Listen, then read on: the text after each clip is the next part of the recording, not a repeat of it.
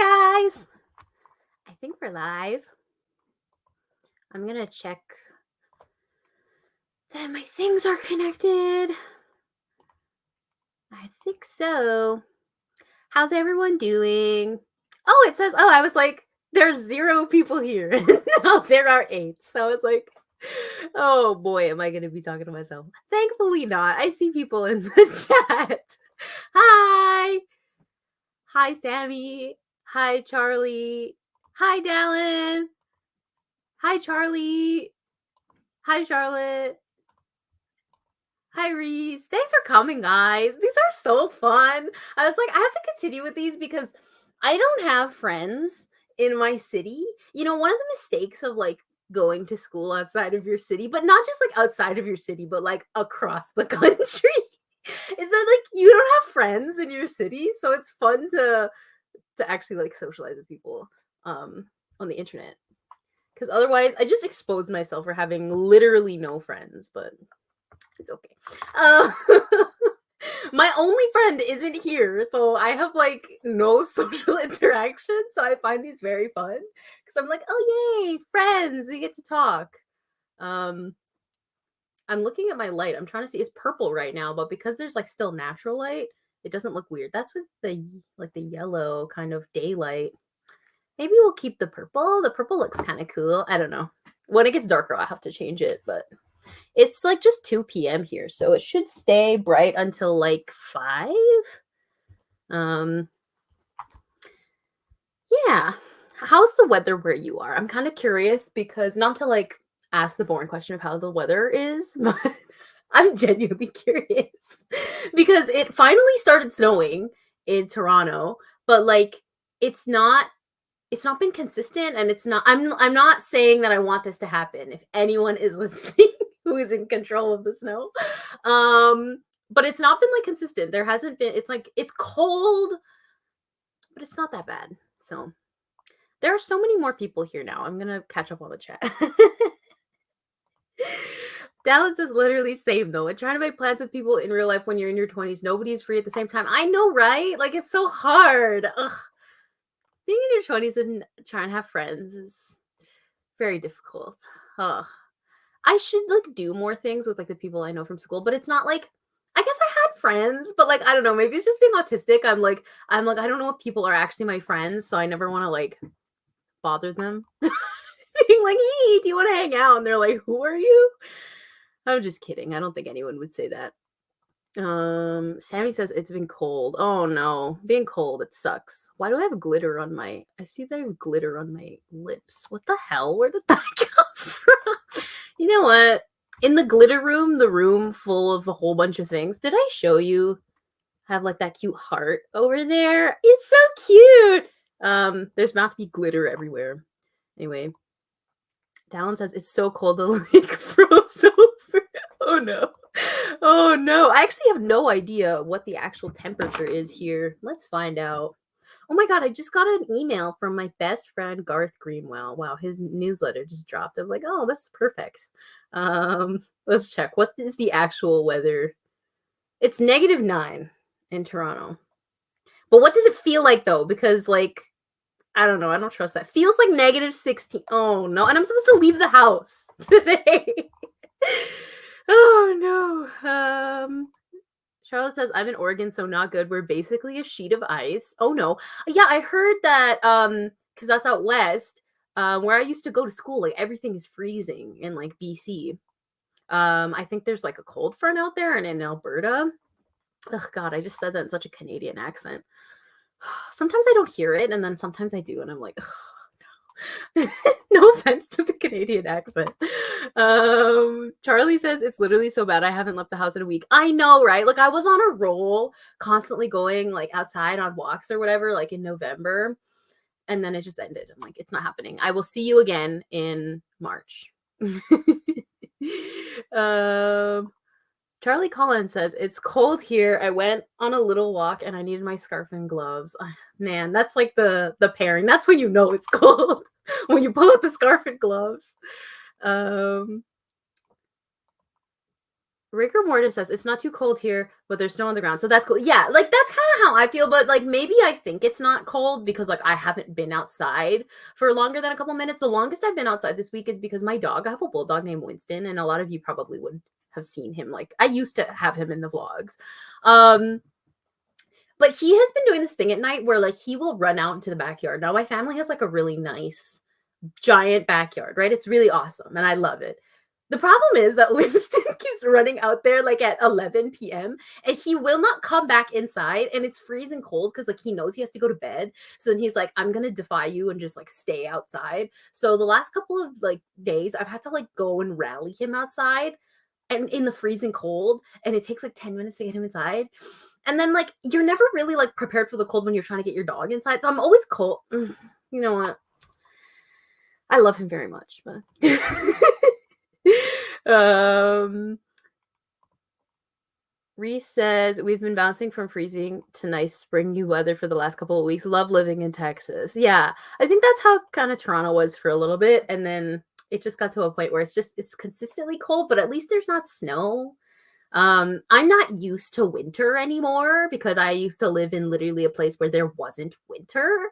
So now that there's winter, I'm like, what? But you know what? At least because there wasn't winter like where I used to live, like none of the houses or like the infrastructure is just not built for like winter snow, blah blah blah blah blah. So you'll remember like one of my writing vlogs from last year when I started writing Body Back. I think I really only wrote Body Back because I was like really feeling off because it was so cold. Like I didn't feel like myself in my apartment, even though the heating was on and everything. So it was kind of fun for like the writing, but like not fun for anything else, obviously, because no matter how like high my heating was, it wasn't like warmer than like 16 degrees or whatever. And I can't do that. I get cold very easily. No, no, no, no, no. So but yeah, at least I got Body Back out of it. My skin looks so good. I'm like staring at my face. It looks so good. I'm gonna give myself this because when you deal with adult acne, it's like torture. And so I'm like, I will take it. Listen, it's like, okay, slay. Um, Adult acne is like, especially when you had acne like as a kid, because I've had acne since I was 11 and I'm 22 now. Like, you are not God's favorite. Like, but I'm like, did I not suffer enough? Like in puberty? It's never gone away. Anyways, um, Manila. I don't know if I'm saying your name right. I'm sorry. Correct me. I'm in the American Midwest where it's been consistently freezing. I'm so sorry. I hope it warms up soon. Um, Mr. Bookworm says, "Listen, my lesson plans are ruined, but it's the first snow day in 3 years here. Keep it coming, Mother Elsa." The snow days are always kind of fun. Like in Toronto, I don't think we really have snow days as much. At least when I was a kid, like we didn't have snow days because sort of like the city is like I can only remember like maybe 3 or 4 snow days in like my entire like elementary school education. um, but because like the city's more like equipped to deal with like the winter. But where I used to go to school, everything was shut down and it was so fun. Those snow days were fun. Um, I'm so happy you could make it. Thank you for coming. How's everyone doing with writing? Also, by the way, this is my third snow day in a row, and I'm starting to decompose. Oh no! Oh man. I have seen the horrors of it being very cold in many other places, and I'm very lucky that I just have been staying inside. Very lucky. Um, Ava Grace says, "I'm happy because I only had 1 day of school this week because it's been so cold and snowy, like sub-zero, wind chill, and everything." Oh, snowy. Oh, see, I can like one or the other. If it's gonna be really cold, okay, fine, but I don't want the snow. Then if it's gonna be snowy, like then I can't. You can't do both. You can't have the cold. I live in Toronto now, so this is not going to be a choice. It's going to happen eventually. I've just been sort of like, I don't want to say lucky because it's not lucky. Like climate change is so bad, but oh my god, because of the change in climate, it hasn't gotten like the way that I remember it getting when I used to live here frequently. This is my first like winter back since the pandemic when I did school online. Um, Ooh, okay, we have some updates on writing. Rigor Mortis says, "I'm doing really good with writing, trying to finish a fanfic I started last month and planning some original work." Oh, that sounds awesome. Good for you. and planning some original work. Do you want to share anything about what the original work is? Okay, no pressure, no pressure. Sammy says, I haven't, but I've been redoing some ideas and fixing them up to be more organized. Okay, yeah, that's a good idea. I think I'm sort of like with you on that. Just kind of like doing like the admin side of things. Charlotte says, writing is actually going okay. I finally posted my update, finally started a new short story. Yeah, I think I think I saw that. Did I see it? I better have. But yeah, good for you at starting a new short story too. I need to get back into short fiction. Manila, again, I'm very sorry. I don't know if you corrected me if I'm saying your name wrong. Says, I have to write since I can't go outside thanks to the ice, snow, and 12-degree temperatures. Oh, yeah. Right? That's how I feel. I'm like, I kind of like the snow days. I think I mentioned this the last time. Yeah, I did, before all the tech issues from hell happened. I was telling the story about like one of the only snow days that I had like in elementary school. Like I did so much writing that day and it was fun to create sort of a memory around it. Dallin says, writing is so beautiful right now. I literally am just prioritizing having fun in my notes app. I am so with you, man. Like, ugh, I love that for you. I'm so happy for you. And like, I feel like I'm almost there. I'm getting to that point. I don't know if I'm quite there yet because I just haven't like sunk my teeth fully into writing. I'm close. But that's so awesome. That feels like there's peace on earth when Dallin's having fun in his notes app. Charlie says, I'm currently plotting and low-key struggling. Oh no, I'm sorry. Ugh, I hate struggling with plot problems. I don't know if I've talked about this, but I suck at plot. Like, my sister, who's also a writer, and you know, we have been like riffing off each other for many years. Oh my god, my mouse is hovering over close. Please don't close and cause me tech problems like last time. My sister always is like, you suck at plot, and she's right. And the reason why is because like whenever I tell her like issues that I'm having in my writing, she'll be like, well, you could just do this or whatever. And I'm like, why didn't I think it's like very simple, but I'm very bad at it. Like I'm probably the worst person I know at plot. So I get the struggle. Sometimes you need to like talk it out with other people too, because as somebody who doesn't excel at plot, I think talking it out, even if I'm just talking to myself, helps. Mr. Bookworm says, when it comes to writing, I'm in a bout of melancholy. No, I'm sorry. I have lots of creative pursuits, drawing, 3D sculpture, and writing, and I feel when I commit to one, I regret not advancing in the others. I feel that. I really feel that. Oh, it's such a hard, I don't know, it's a hard feeling to like, because especially like, you know, when you have a lot of time and you can kind of do everything, but you know, as time goes on, you might not have as much time. It can be hard to be like, I'm really focused on this one thing, but then I don't like, I'm kind of leaving behind another thing. I always feel that I'm like in eras in terms of like what creative pursuit I'm sort of going for. Because I do a lot of things too. Like I do music, well, not anything fancy, just sort of, you know, trying my best, and then my art and stuff. Art, I think, has taken like visual art has taken the biggest hit. I don't do that very frequently anymore, so I'm like, I don't know if I'm like improving or like getting better at this one anymore. We've only written 3K of Foreign Birds since Nano ended, but I'm gonna try to work on it more during exam week next week. Oh, so you're okay. You're getting there. you're getting there. And 3K is so good. Also, like that's literary fiction, right? I feel 3K of literary fiction is like an entire universe. Sam says, I also got over the fear of talking about my special interest work in progress and made a side blog on Tumblr for it to just ramble about it. If you want to share, I would love to follow you. But you know, pressure, no pressure. But that's so cool. I love hearing people talk about their special interest projects. It's my favorite thing ever. It makes me feel like it fills my cup too. So oh, we're getting more details on the story. Rigor Mortis says, I haven't fully figured it out yet, but one of them is about a guardian angel watching over a human, which is forbidden. Ooh, but I don't know entirely about that plot point. And another is a text-based game. I love that. And like me and my angel are like, we approve of that. I think that's a great idea. Yeah, I love that writing. I was like, I know that I read that, right? And I remember. Okay, perfect. I was like, I just didn't want to like say it and I was wrong. Okay.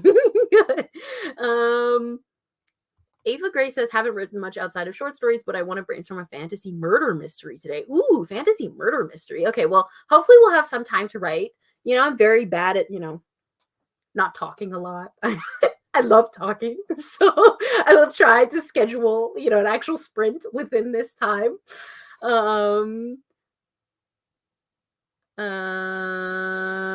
Reese says, I've been reading some of my current projects and trying to ease back into things. Hopefully I feel up to it soon. I feel that. And honestly, it's like there's never any rush. Like writing is always there. I don't know if I put this in one of my vlogs or if I like was oversharing on Tumblr and then deleted the post. But I think I said something. I don't know if what I'm saying is I don't know if I've said this anywhere else but here. But I've had this like, anxiety with I have said I've had anxiety with writing. Definitely I've said that. And like, falling behind and not like working on, especially with like my characters, the ones that I love very much, the special interest project. And then like a little voice in my head in sort of their perspective. I was like, we'll always be here for you, which felt very nice. So that's sort of like my extension to you. Harrison could be saying it to you. I don't know. I felt like his energy was saying that to me. So I will extend that to the chat. His energy could say that to you as well. And that helped a lot. I was like, that's true. Honestly, like I have the rest of my life to like really engage in those projects. It feels like I don't have enough time. And then, you do have time. There's like there's never any rush. And that's something I'm trying to remind myself because like I'm the queen of rush. So I'm trying to just ease myself into it too. And I hope you have like a good sort of transition back into it.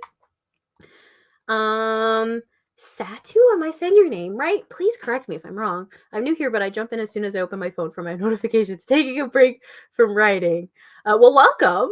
And it's always good to take a break from writing. I just got off my break from writing. Mr. Workworm says, I have a story collection I'm excited to start, but having done that, I just feel pain and frustration and not painting and no time in my life for more than one pursuit. I feel that. Honestly, I've sort of tried to think of it in cycles. Like if there's like sort of a cycle that I can focus on days, like, maybe for a week I'm really focused on guitar and then like I cycle back to writing and then writing is sort of like always a constant, but I don't pressure myself to like do things. It's more like, just to think about it, for example. That's sort of helped. Painting, I think, has taken a hit for me too. I'm sorry. I hope that you find some joy in painting. Something that's fun that I do is like I paint and I listen to my book. Maybe that's an idea. Charlie says, I've been busy with uni work, so I'm excited for this. I've got ideas of where this chapter is going. But the relationship dynamic is tricky. Found/chosen siblings, but kind of wary of each other. Ooh, well, that sounds fun. Well, I am excited to actually do some writing, hopefully today. So hopefully you could actually get through some more of the brainstorming the dynamic. That's awesome, though. I love the beginnings of relationships. I think those are very fun to write, but especially like to look back on. I find looking at the beginning of a relationship when the characters weren't so sure of each other, I find that very fun. Hi, oh my gosh, it's nice to see you, BC Brown Books. Hey, fellow writing weirdos. Hello, we're here. Impromptu rest of day off, so it's time to write. Okay, I'm excited. Thank you for being here. And this is how I feel. Special interest projects. I should get this tattooed. Just so I can remind myself of that. Those are like the most important things. For me, I find it really hard to write when things aren't special interests. I think because like the last couple of years, I've really focused on writing that's just been special interests. I've been struggling to like write outside of that. It's not that I have to or that I feel like I have to. Like in theory I would want to, but it's like my brain is like not listening to me. So it's just like special interest. Why don't we write another novella?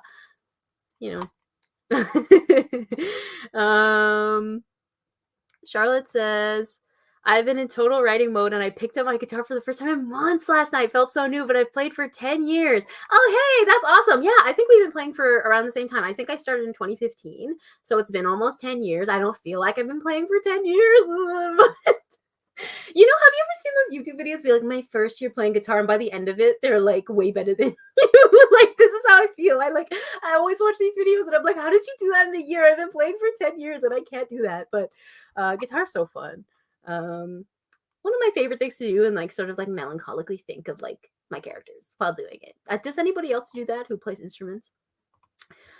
Hi, Tiara. Thank you. I'm so happy you like that new vlog. I worked so hard on that vlog, and like I put like a labor of love into it. Like I'm not complaining. It was so fun. I haven't like done like a really intense edit on a video like that in a long time because I just haven't had like the energy, like the bandwidth to like do a lot in terms of my editing. But like I always loved filmmaking. When I was a teenager, I thought I was going to get into filmmaking, like be a director or like a, cinematographer. Like I really was thinking for a couple years there, like that's like what I really want to do. So then when I started my YouTube channel, like sort of in my later teens, I was very excited to like kind of do some like cinematic stuff inspired by like some of the other smaller YouTubers that I watched who did like a lot of cinematic edits. But I kind of haven't done them in the last couple of years because it takes a lot of time. But I was so happy with the intro. All I did was listen to I was listening to Wham and I was listening to George Michael all on my my Harrison playlist that's on Spotify. It was so fun while I was doing like the intro, like the keyframes of the intro. So thank you. I really need to work hard on that. And like my dream is that that vlog will like blow up because I think I did a great job on the edit. I don't think it's going to happen because currently it's like not doing that well. Like let's check out the analytics. I don't really care about numbers, but I'm just like, I think it's so cool. I want to share it. It's 5 out of 10 out of the last 10 videos that I've put out. So it's not doing too bad. So I'm happy you enjoyed it. It was really fun. Rigor Morty says, I'm the same way. It's easy for me to have a special interest in media, so it's hard for me to return to original work, even though I want to experiment more. Yeah, like it's special interests can be like they take up so much of my life, and they should. Like I think that I mean fostered is like my number one special interest. Do you ever have like hierarchies? I kind of do. It's like fostered, and then we have Grace and Chance, like right underneath that. It's just a special interest, so it's kind of hard to balance. I don't know, because writing is a special interest, but then it's also, a thing that I do. So, not everything has to be like part of it, but I'm like, it's more fun when it is. I feel you with the guitar skill level does not reflect tenure. I mean, like, I'm sure that you're fantastic. Like, I'm going to sound like a hypocrite because I'm always like, I don't sound like I've been playing for 10 years, but like, I'm going to be super encouraging and I'm sure that you sound fantastic. Sal says, I don't think at the moment I could write a novel that was outside my special interest, too much emotional investment, but I'll happily give that to my special interest OCs. They're like my best friends. This is how I feel. Like, this is how I feel. It has caused me so much like stress over like the last year. And at this point, I'm just trying to like, whatever happens, because I feel that way too. I'm like, I don't know how I would be able to develop a connection outside of this. Who knows? Maybe y'all are just going to get novels within the fostered verse. I saw this person, it might have been in a Kate Kavanaugh video for like one of those like confessions, like for writing confessions. And somebody had said in that video, I think it was for the Kate Kavanaugh video, that they like have secretly been writing like the same cast of characters, but like in different books, like for years. So like they just change things slightly and then they change the genre like and the plot quite a bit, but it's been like the same story, but you would never be able to tell. And I'm like, I want to do that. I think that would be fun.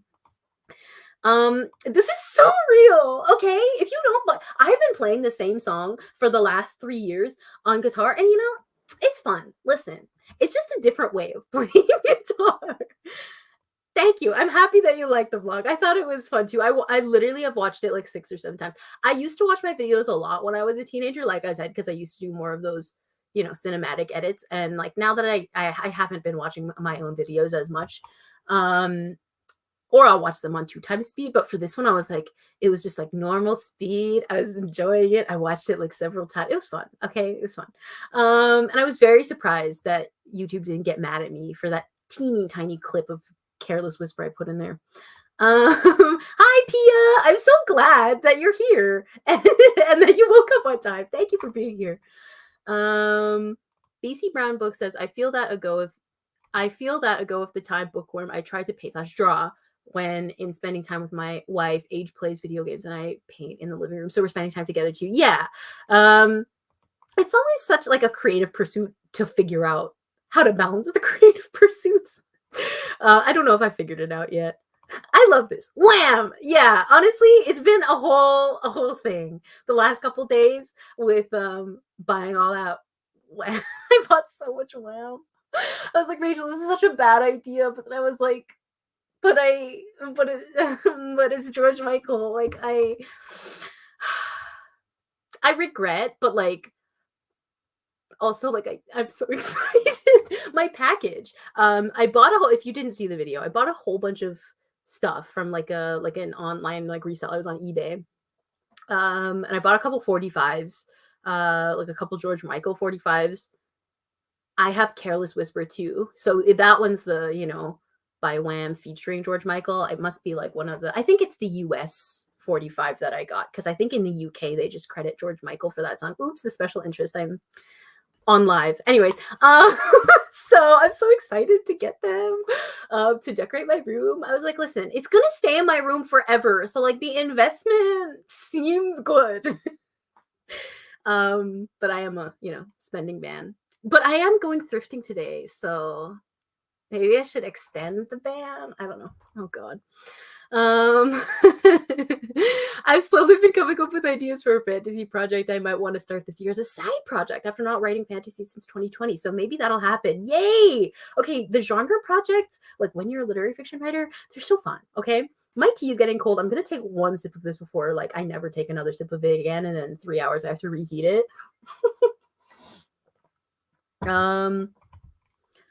Dallin says, I see special interests now as like necessary autism care / support, literally trying to engage with that at least daily. And it's a feeling, yeah, I didn't realize that like that's like I've just been like very like autistic on main whenever I talk about everything that I love. But then I was like, because like whenever I talk about like albums or whatever, I mean you see it.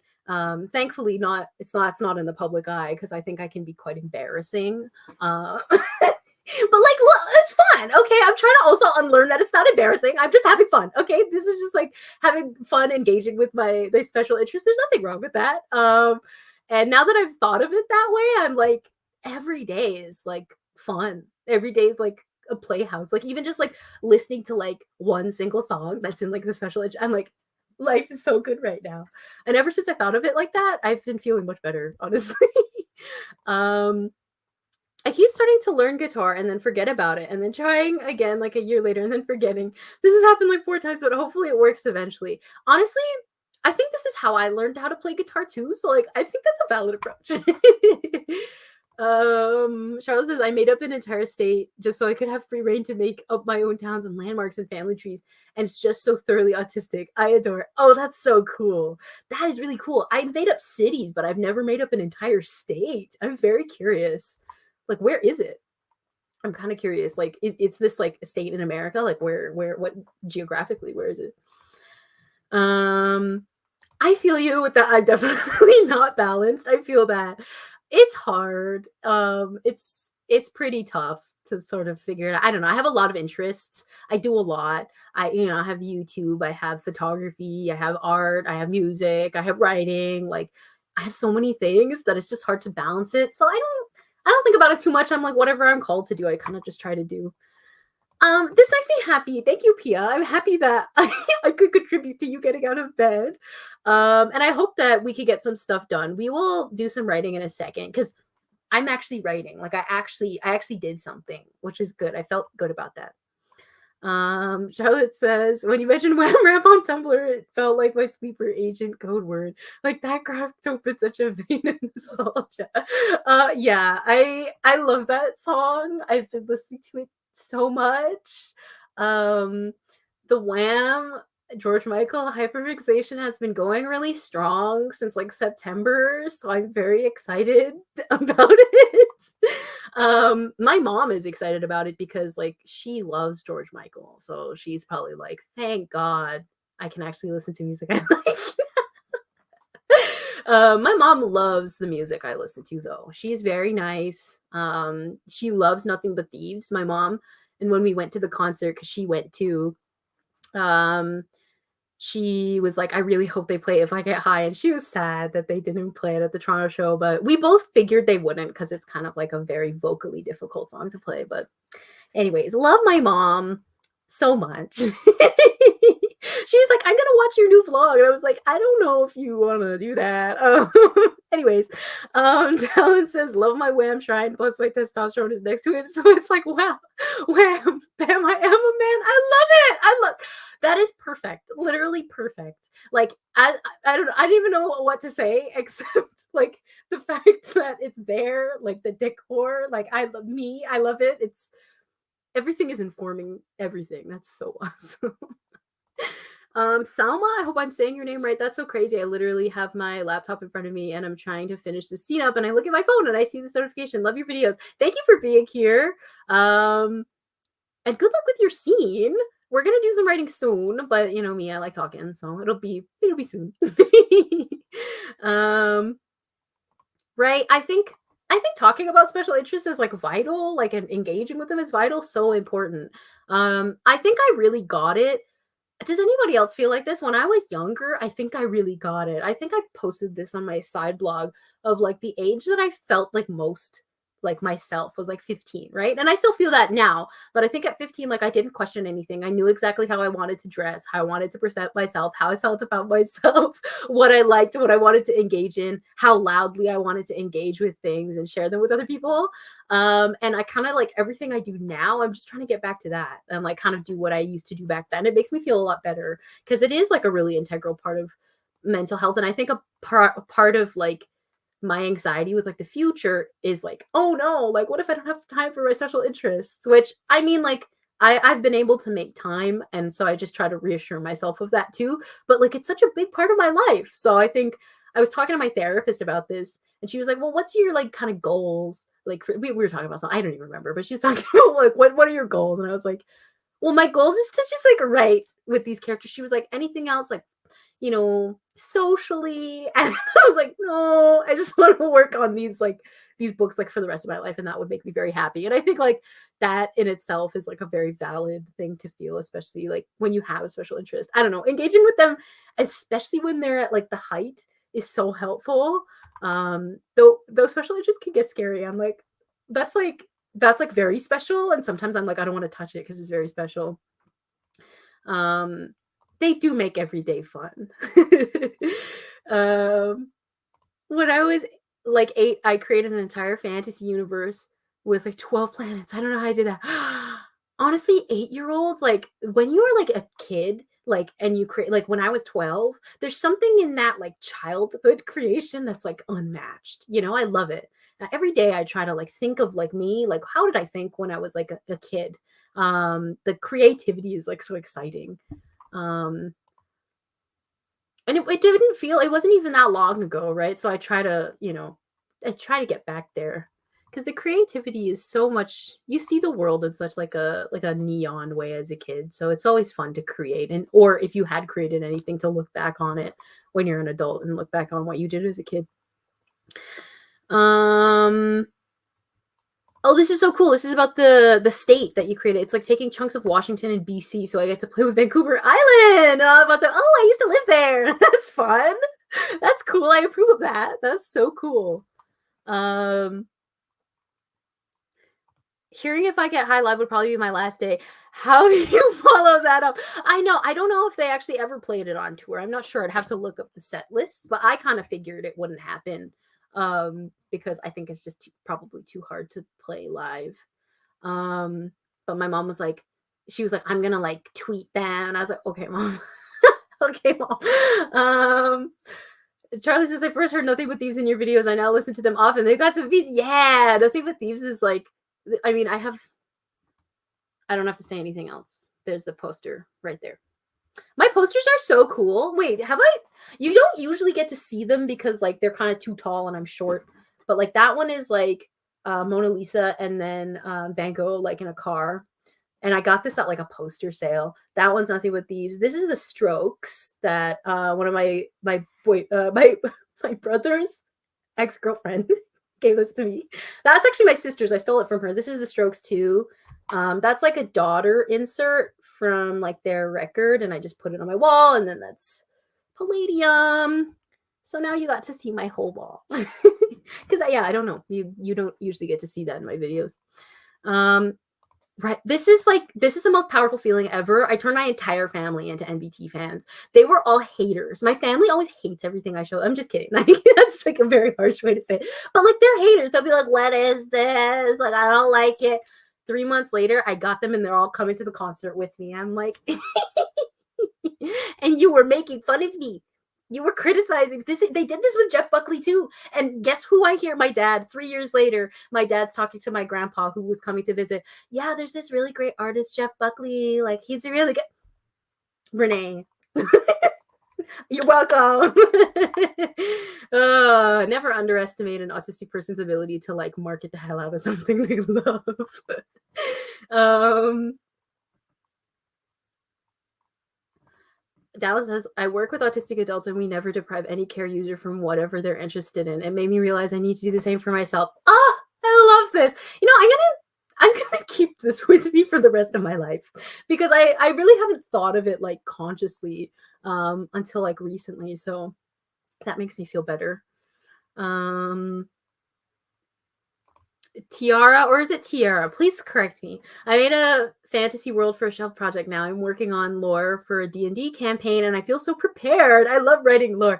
Honestly, I never realized how cool writing lore is until like I created it. So now I like feel you on this. I'm like writing lore when like you created the whole thing in your head.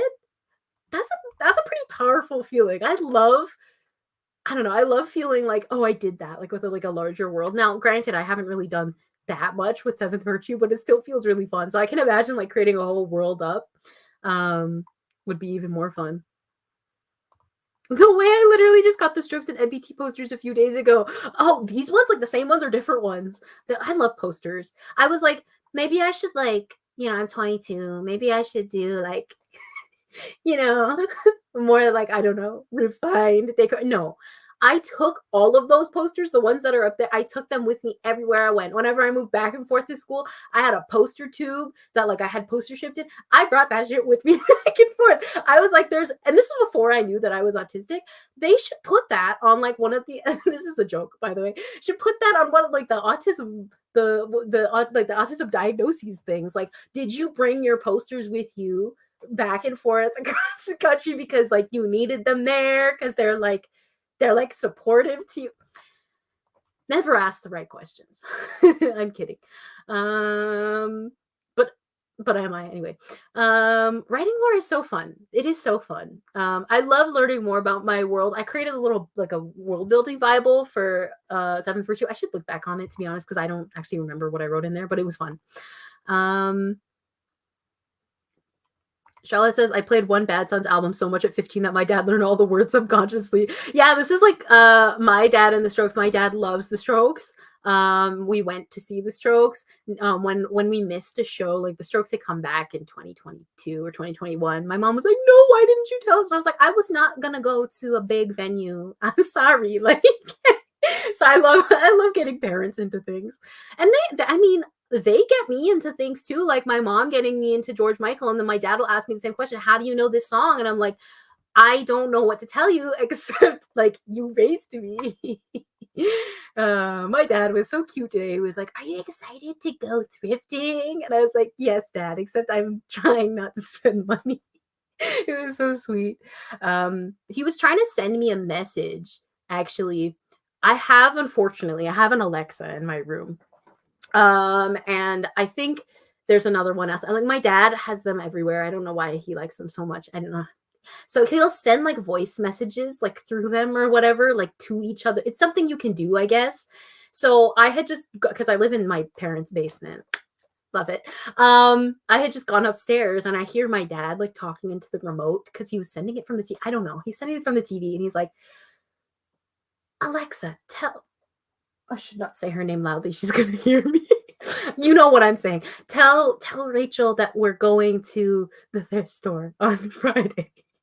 And I was standing right there and it wouldn't go through. And then he tried to do it like 3 more times because it wasn't working. And my mom and my sister were like, oh my God, because they were like, he just couldn't see us. So we were all like, this is so cute. It was the cutest thing ever. Sorry. Isabel says, drawing while watching this. Are you still making art? Yes, I am. Let me get him. Hold on. Give me a second. I'm going to wheel over and I'm going to grab him.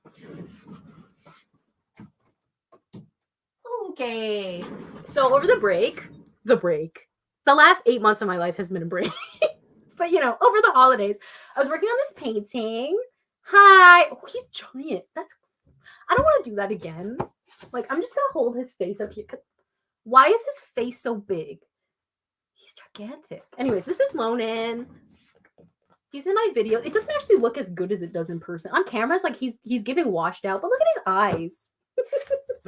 I made this giant painting. This was about like 3 days of work, but then I like quit on it. Like I never finished his shirt because I was lazy and I never really finished the background. But then I was like, it looks good enough. I'm putting it on my wall and I didn't feel like working on it anymore. So that's with acrylic. So yes, I have been making art. I just don't do it as frequently as I did when I was like 15. I just don't have as much time anymore. I kind of like, which is crazy because I have a lot of time. I don't know. Maybe I just have worse time management. Dallin says, when I get paid, the poster haul will go crazy. We love posters. I want to see them. I love posters. I have them everywhere. My grandpa said something, maybe let me just say it too. I had shown him my room and it was really awesome that he was able to sort of like walk downstairs, come see my room. And I was very excited because this is like, I've not been in the space for that long. So none of my extended family has really seen it. So he came in and he was saying about like my grandma's always saying, like why is there so much stuff on the walls or whatever? And then my grandpa was like I only have so many years left, like alive. Like I just want to be surrounded by all these like photos that like I love, that like make me happy. And I was like, thank you, grandpa. So I was like, you're gonna love my room. And I showed him everything. I actually have this, I showed my grandma too. I have this scarf. My grandma got this for me when she was visiting her family in China, and she knows I love dragons. This has dragons on it. I don't know. Yeah, you can see the dragons. And so when I was visiting them, she was like, oh, I heard you like dragons. She gave me this scarf from when she was in China, and I have it like I hung it up as decor. I felt very loved. I was like, thank you so much. Putting all the things I love on my wall, okay? I'm so behind in the chat. I'm catching up, but I love reading all the comments. So I love posters. That's so cool that you got posters. I'm very curious to know what they look like. And yes, I love posters. I literally bring them. That's why I keep poster tubes in case I need to bring them everywhere. Charlie says, I've been using OneNote to try to keep track of a character building and world building, but I still haven't found a method I really vibe with for keeping track of the lore. I know. I don't really know what I'm doing whenever I write lore. I just wrote it in a Word document. I don't know. And then sometimes I use Scrivener, but hello. Thank you for being here. We're saying, oh, hi to Lona. He's still here, Liz. While I catch up on comments, we'll just hold him here. Thank you. I know I'm late, so I'm like reacting to all the Lonan things. Lonan, yeah, your best friend. I love Lonan. I want to make a Mii of him and play Wii Sports together. Wait, I still have my Wii. I should make all of them. Yeah, he's cute. I need to varnish it, but because I didn't finish it, I didn't want to varnish it. But he's giant. I don't like holding his face up to mine. I'm like, ugh. BC Brown Book says that's why we see have too much. I'm sorry, I'm messing up reading your comment. Weird things on our walls need to be surrounded by things I love. Yes, right? I agree. It's always the best to constantly be surrounded by things I love. Like, I stole my sister's painting. There's like the little oranges there. She painted that, and I was like, that's a thing I love. I'm sorry, but I need to. She was like, I kind of need my painting. I was like, but like I measured my wall, like so it's like asymmetrical. Can you see it? Oh, there, you can't see the other side, but there's like Jeff Buckley, there's Will Graham on that wall, there's oranges, and there's another side, like I have my lemons that I painted on the other. I was like, Sarah, like I need it for symmetry, and she just let me have it, so it's very nice. Dallas Loaded would be so easy to make as a me because he's just a guy standing there. I'm so tempted to do this. Oh my god. Oh yes, please update me. Please update me. Last live stream, I had not bought MGMT's album, and now I have. was perfect timing. I was like, just as I was getting back into listening, then I watched Saltburn and Time to Pretend was in there, and then I was like, okay, it's time to buy the album. So I got it. I want people to be able to walk in my room and immediately know everything about me, and it's working. I agree. I think it's very fun. I was like, my grandpa had such a good way at looking at it. I was like, you know what? I'm gonna continue on that path. Hi, Caitlin. Thank you for popping in. And yes, hopefully we'll get to writing soon. Oh, you were here the whole time? I'm embarrassed. I did not know Sarah was here. I stole her orange painting. It's very nice. It's okay. Autocorrect gets all of us. It's totally fine. Pia says Lonan is just the base me. He is. It's sad. He's got the me stare. Yeah, that's him. Okay, so POV, the scene that I'm writing right now. Sarah was like, because I was like, Sarah, like I suck at plot. We were just talking about. I don't know if she was here while I was saying Sarah thinks that I suck at plot, so I'll go to her and she'll like figure out my plot for me. I was like, Sarah, I suck at plot. I don't know what to do here. And she was like, because I'm like writing this breakup like with Lona and Harrison. I don't know how to do it. Like, what does he say? Like, how does he go about it? Like, Harrison literally just almost died. Like, and Lona actually almost just accidentally killed him. My bad. Like, how do I go about that? And she was like, just like get him to like write a letter. And I was like, that's so smart. But then we were like, what if what if he's just standing there? Like, Lona's just standing like right in front of Harrison while he reads the letter. So that's what I'm gonna write. Put your lines in the chat. What should Lonan say in the letter? He's giving Edward Cullen right now. I was like, ugh. But you know, it's fine. It's fine. He'll redeem himself. Hi, Rylan. Truly, I'm trying to turn my room into an autism shrine for other people to see, but mainly so I can feel surrounded in my autism all the time. Yeah, that's like exactly what I did when I was here. Like this used to be my brother's room. Like there was nothing on the walls, and so I was like, I need it to be like as autistic as possible. Like that's how I do design. Like with the disco ball. I don't know if you guys remember, but when it used to be in the other room, there was a disco ball in it, and I was like, well, I need to have a disco ball in my room now because I've always had a disco ball in my room.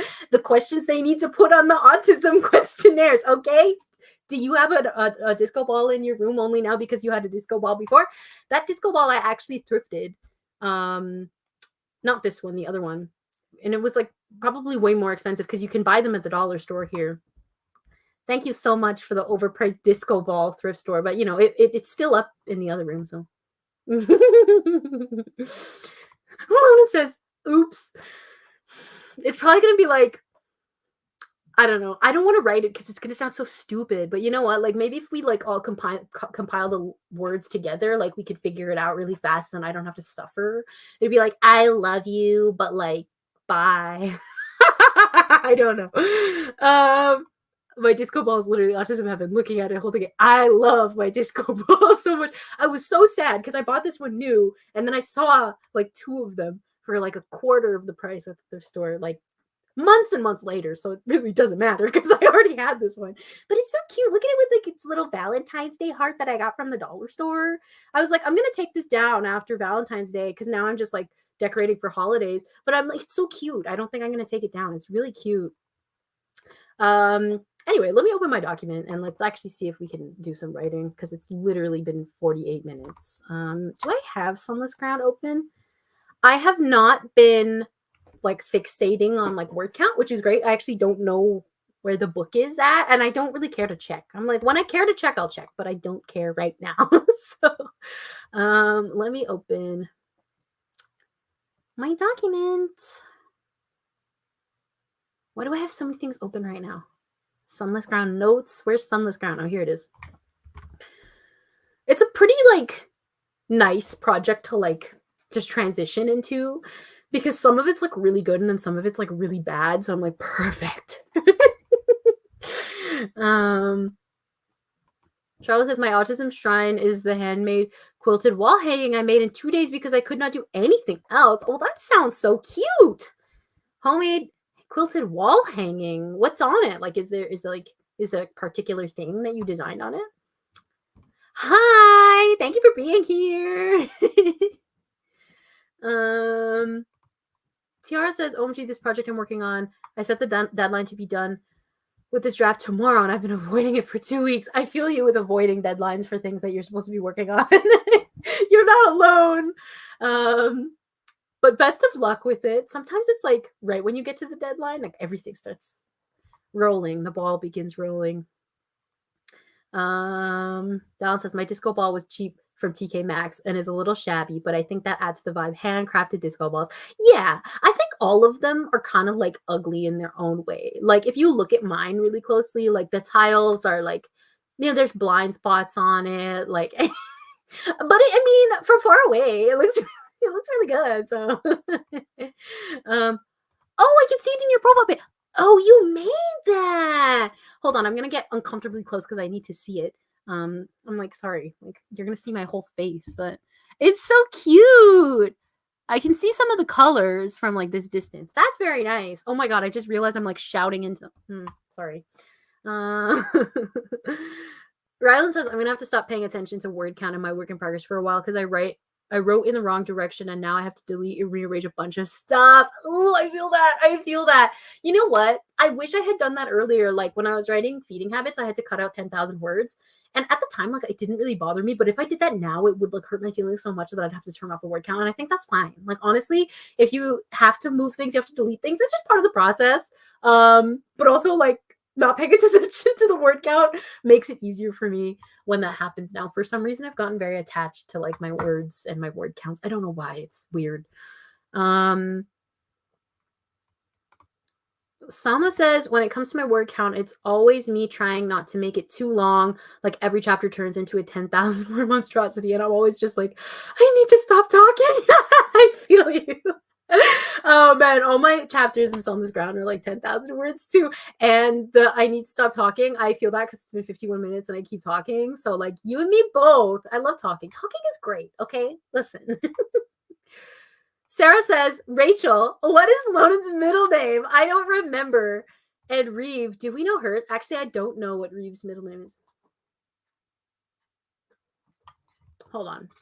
I have like an MBTI document. Maybe their full names are in there. Where's your legal name? No, I don't know what Reeve's name is. Lonan's middle name is Eric, like a prince. I don't know what Reeve's middle name is. Does she have a middle name? She does. Now I'm very fixated on finding it. I know that her mother probably says it, her full name. I don't know. What is her? I don't know. I gotta see if I can find it. Maybe it's in book 2. Okay, let's see. Okay, after this, then we're gonna write. Okay, listen. Now I need to find this. What's Reeve's middle name? If anyone knows before me, that would be very funny. And you're very free to tell me. What is book 2 called? Quick, someone in the chat. What's book 2 called? Oh, I have to look for it. Okay. Hunted. I hate those titles. I want to rename the fostered books so bad. But like, what am I going to name them? I don't know. So that's just what they are, unfortunately. Okay, let's see if I can find her name. Because they said it. They said, oh, it's Madison. It's Madison. I think. Yes, I'm right. That's what it is. That was 13-year-old me. Okay. Yeah, middle names are fun. Guess what my middle name is? My middle name. Oh, you actually would already know. A lot of people would know this already because I put it on my channel. But yeah, my middle name is. I think we were named after Power Rangers. Is the story? Anyways, so. It's gonna sound like I don't remember. Fake fan. Dallin says Felix is his dad's name because of father issues. I should have done that with Lonan. Is it too late? I should change it. I should change his middle name. Thanks so much, Sarah, coming clutch with the title. Pia says my OCs either have compound names or they have no middle name, no in between. Yeah, it was just like when I was younger, because I have a middle name, I just always gave them all middle names. Like Harrison's middle name is Matthew. Like, should we give him another middle name? Like, should we change his middle name? Which I think is kind of funny because I actually have a character named Matthew who's gonna show up in this book. So that could be a whole like joke between them. I think it was back when, I was supposed to write a whole thing that I plotted that I didn't end up actually doing anything with. I love when that happens. Um, okay, I'm looking at my document now. Sorry, I was just like, what did I just write? Lonan got what? Okay, you know what? We're gonna ignore that. Uh, shout out to Stop. I have not thought of a single middle name. This is tripping me out. Honestly, it was just because I have a middle name. My middle name is Erin, like Erin. Yeah, and then my mom was like, "Let's name you Rachel." Okay. um. Meanwhile, I think the middle names. I think my brothers were like, "Let's name them after Power Rangers." So yeah, we're named after Power Rangers. I think the actors, like for the Power Rangers. Anyways, Jesseme's middle name is her mother's. Yeah, okay. Now I'm like regretting not doing that with Lonan. You know how perfect that would be? Ugh, rip.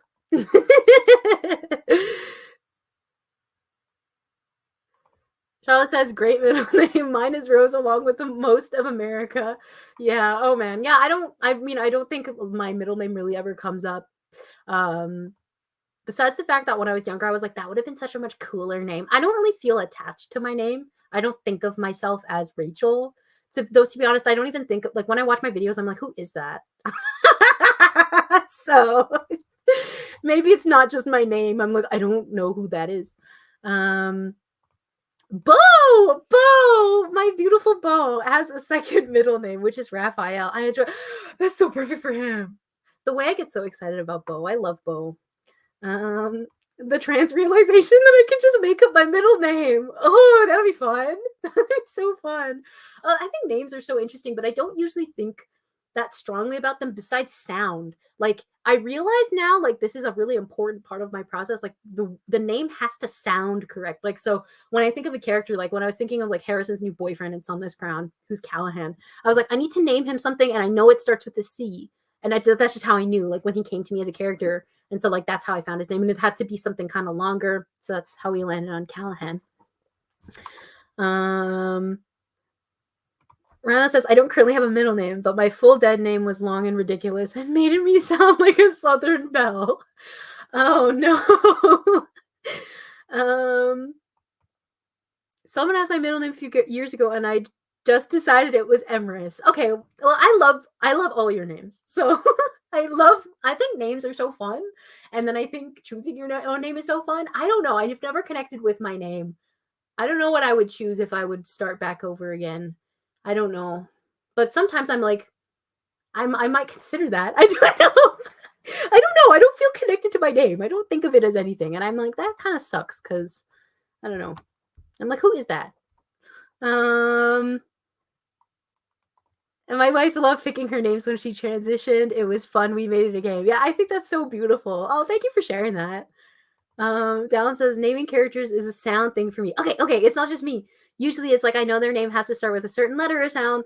Like I knew Felix needs to start with F, and I don't like the others. that's how I do it. It's like process of elimination, and then I kind of end up on the names. You know whose name I don't like? You know whose name I don't like? Lonan. I don't like Lonan's name anymore. It used to be my favorite name ever. Like it used to be my absolute favorite. I was like, if I had a child, oh god, that would be like cursing a child. No, I'm just kidding. If I had a child, I would name them Lonan. Because I love the name, and now I don't like the name. I'm like, why is this like such a bad name? I'm so mean. Maybe it's because of him. I don't think it's because of his name. Oh, it's so mean. Okay, Dallin likes the sound of Lonan. Okay, maybe I'm a hater. Sorry. Harrison is my favorite name though. Like the millennials caught on to Harrison because before, like back in like the mid, it was actually technically the early 2010s when I created Harrison. Oh god, that makes it sound so long ago. Like it wasn't trending as a baby name, and now it's like one of like the more popular millennial baby names. I'm like, Harrison, you won something, I think. Charlotte says character names are just so intuitive for me most of the time, and they just reveal themselves with first and last. I'm gonna bug them for middle names now. I never think about last names. I only think of like the first name. I rarely think about middle names now because I don't know. I just don't think about it. Charlie says, I got my name for my character in the first full-length novel I wrote. I've since needed to change that character's name because now it's mine. Oh, that's awesome. Your name is mine. Yeah, I think that's so cool. Oh, should I do that with Lonan? We should just call me Lonan. No, just oh god. Oh no. Though I mean, he got most of his personality from me at 16, so and Harrison gets most of his personality from me at 21, so I named my protagonist Martin because of a song, and I don't even like that name, but I'm stuck with it now. Actually, I think it really suits the vibes. Like from what I've read, it really suits the vibes. Hi, I love writing.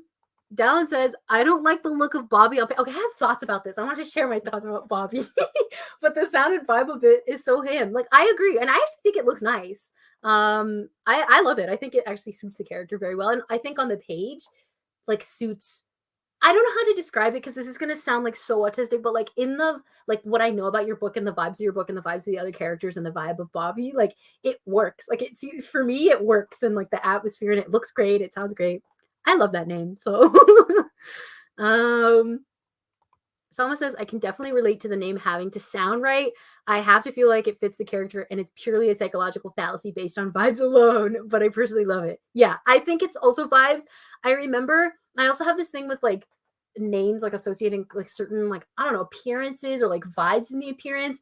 And like I remember somebody telling me that I was weird and I was like, well, joke's on you. 10 years later, everybody agrees with me. I still haven't named Jess's dad's name because I haven't found anything that sounds right. Yeah, sometimes I avoid the parent names. I'm like, I don't know. I don't know what your name is. And if it isn't coming up, it's not coming up. But I think all of them have names at this point, except for Lonan's, like his mother who raised him. I don't have her name. I have everybody else's name though. Sorry, I should probably characterize her more considering there's like a whole book that talks about her. My bad. Dallas says Felix and Dorothy's surname is my ex's surname. Ooh. Decided afterwards we're still friends. She jokes that Felix is her bisexual cousin. Okay, well, I'm happy that has a happy ending. I think that's cool. I love their name. They have like I don't like any of the surnames for my characters. They annoy me because like I came up with them when I was like a child. And so they kind of feel like, I don't know, they don't feel correct to me. Harrison's okay. What I mean to say is Harrison is literally named after Jack Frost. Like, oh, it's kind of precious. I also used to name characters like when I was like, you know, road trip. My parents will sometimes drive to the US with us, right? And so when I was a kid and I was like writing, I used to write in the car. There would never be internet and I didn't have like a phone. I didn't have a phone until I was in my last year of high school. So I never had data or anything when I was on those trips, obviously. And so I would look at like street like signs or like highway signs. And every single time I passed, like, and anytime I pass anything that says Harrison, like I always instinctually take a picture of it. Like that's not the reason why I named him Harrison, but like I'm like it's a treat now. I get to take a picture every single time.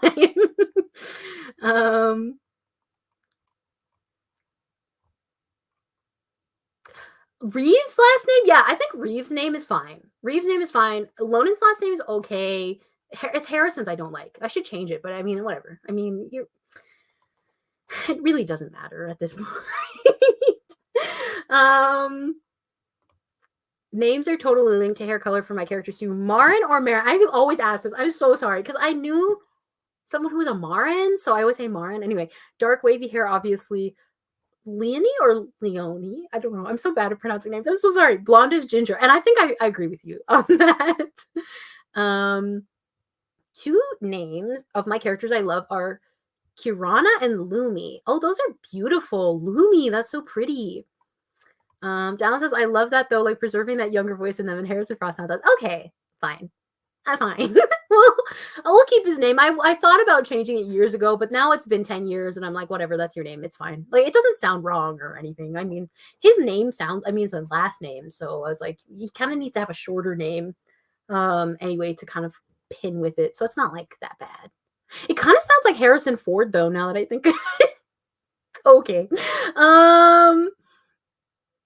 Pia says, I usually go by cool factor with names like Connor, and I find out later it's super thematic. It means lover of hounds. No way. That's so perfect. That's so perfect for that story.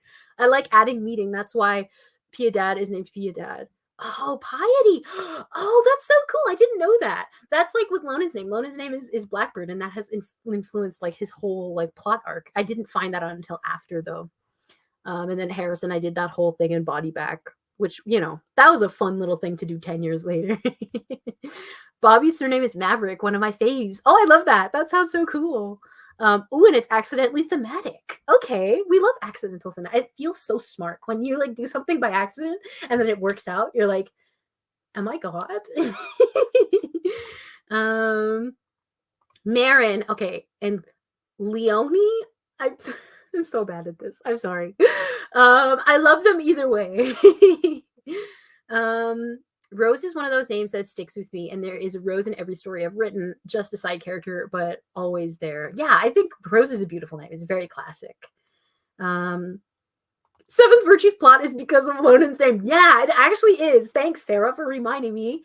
I remember creating that plot. You remember doing that, man? Like, I remember like we were like right out here, like on the chair that's out here. And I was like, I don't have a plot for this. And then I have this deck of tarot cards. I need to get it. I need to get it. Hold on. Where is it? It's right behind Faith by George Michael. Every single time I open this thing, I always open my like, I'm always opening my bookcase on these streams. Knocking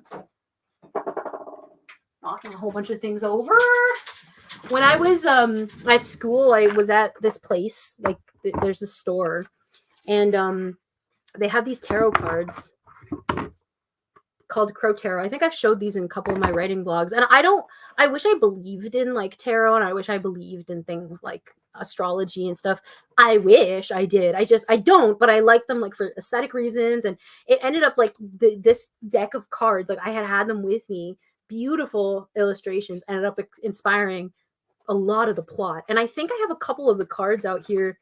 Yeah, I do. There's this moment where like this is from like 3 years ago. I still have them out.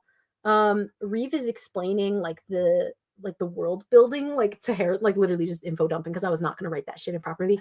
So she's info dumping to Harrison with tarot cards, and we had a couple of them that she talks about. She talked about death, which was like based off of this card, which is so pretty. The Chariot, and then the Devil, I think. These are the 3 cards that she talked about. So yeah, whenever I think about Lonan, I think about this set of cards. And so I think we were talking about this set of cards, and then also Lonan and his whole name meaning bird and means blackbird.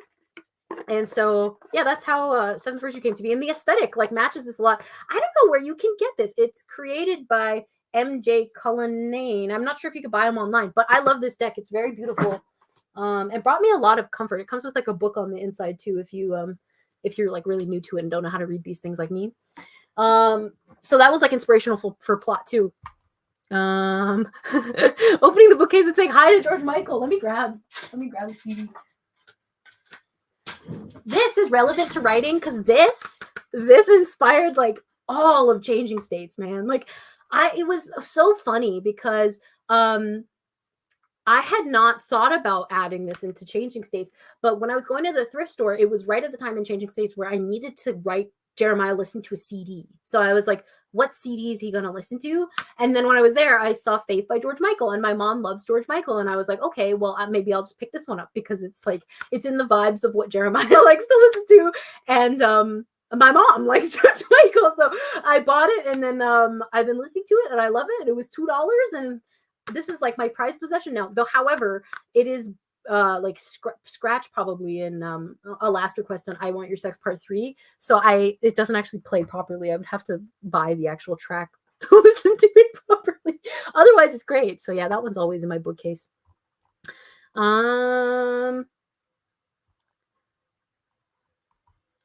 Seven Winter says, I usually find a meaning I'd like my character to go by and then search for names with that name. I have heard people doing that, like going by meaning first. Like I wanted my main character to be Brave, and then I found the name Kina. Oh, that's so cool. I love that way of finding names too.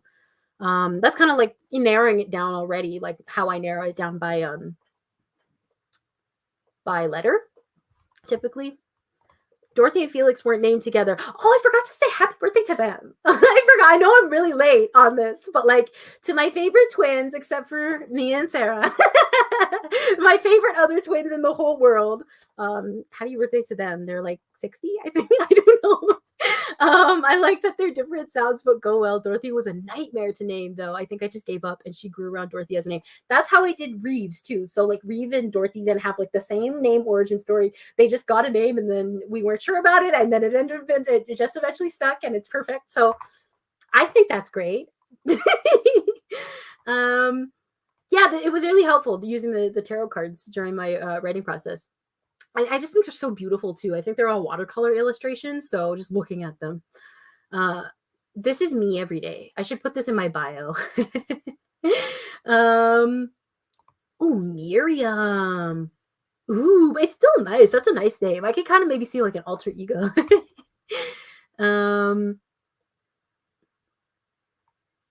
My characters tell me their names almost immediately, unless I need to do it something specific. Yeah, or I just don't name my characters. Like my short story characters rarely have names, so that's cool.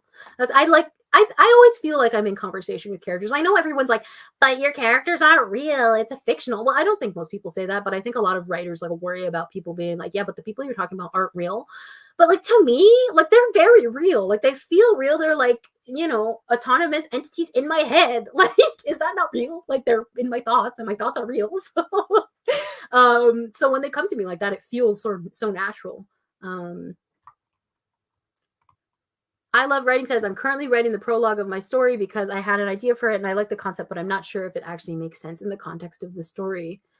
Oh yeah, sometimes that happens. Well, I hope that the more you go through it, the more it sort of clarifies. Yeah, the characters are real to us, right? They're real to me. And honestly, like my friends' characters, they feel like my friends too. Okay. I feel very connected to fictional characters. And I think like being like real and not real, I don't know, it kind of makes me sad to think of it like that.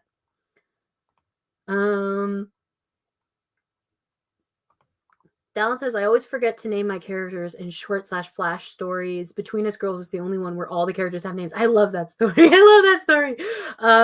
But yeah, I feel that with my short stories, they don't typically have names. Yeah, unless like they kind of have to, but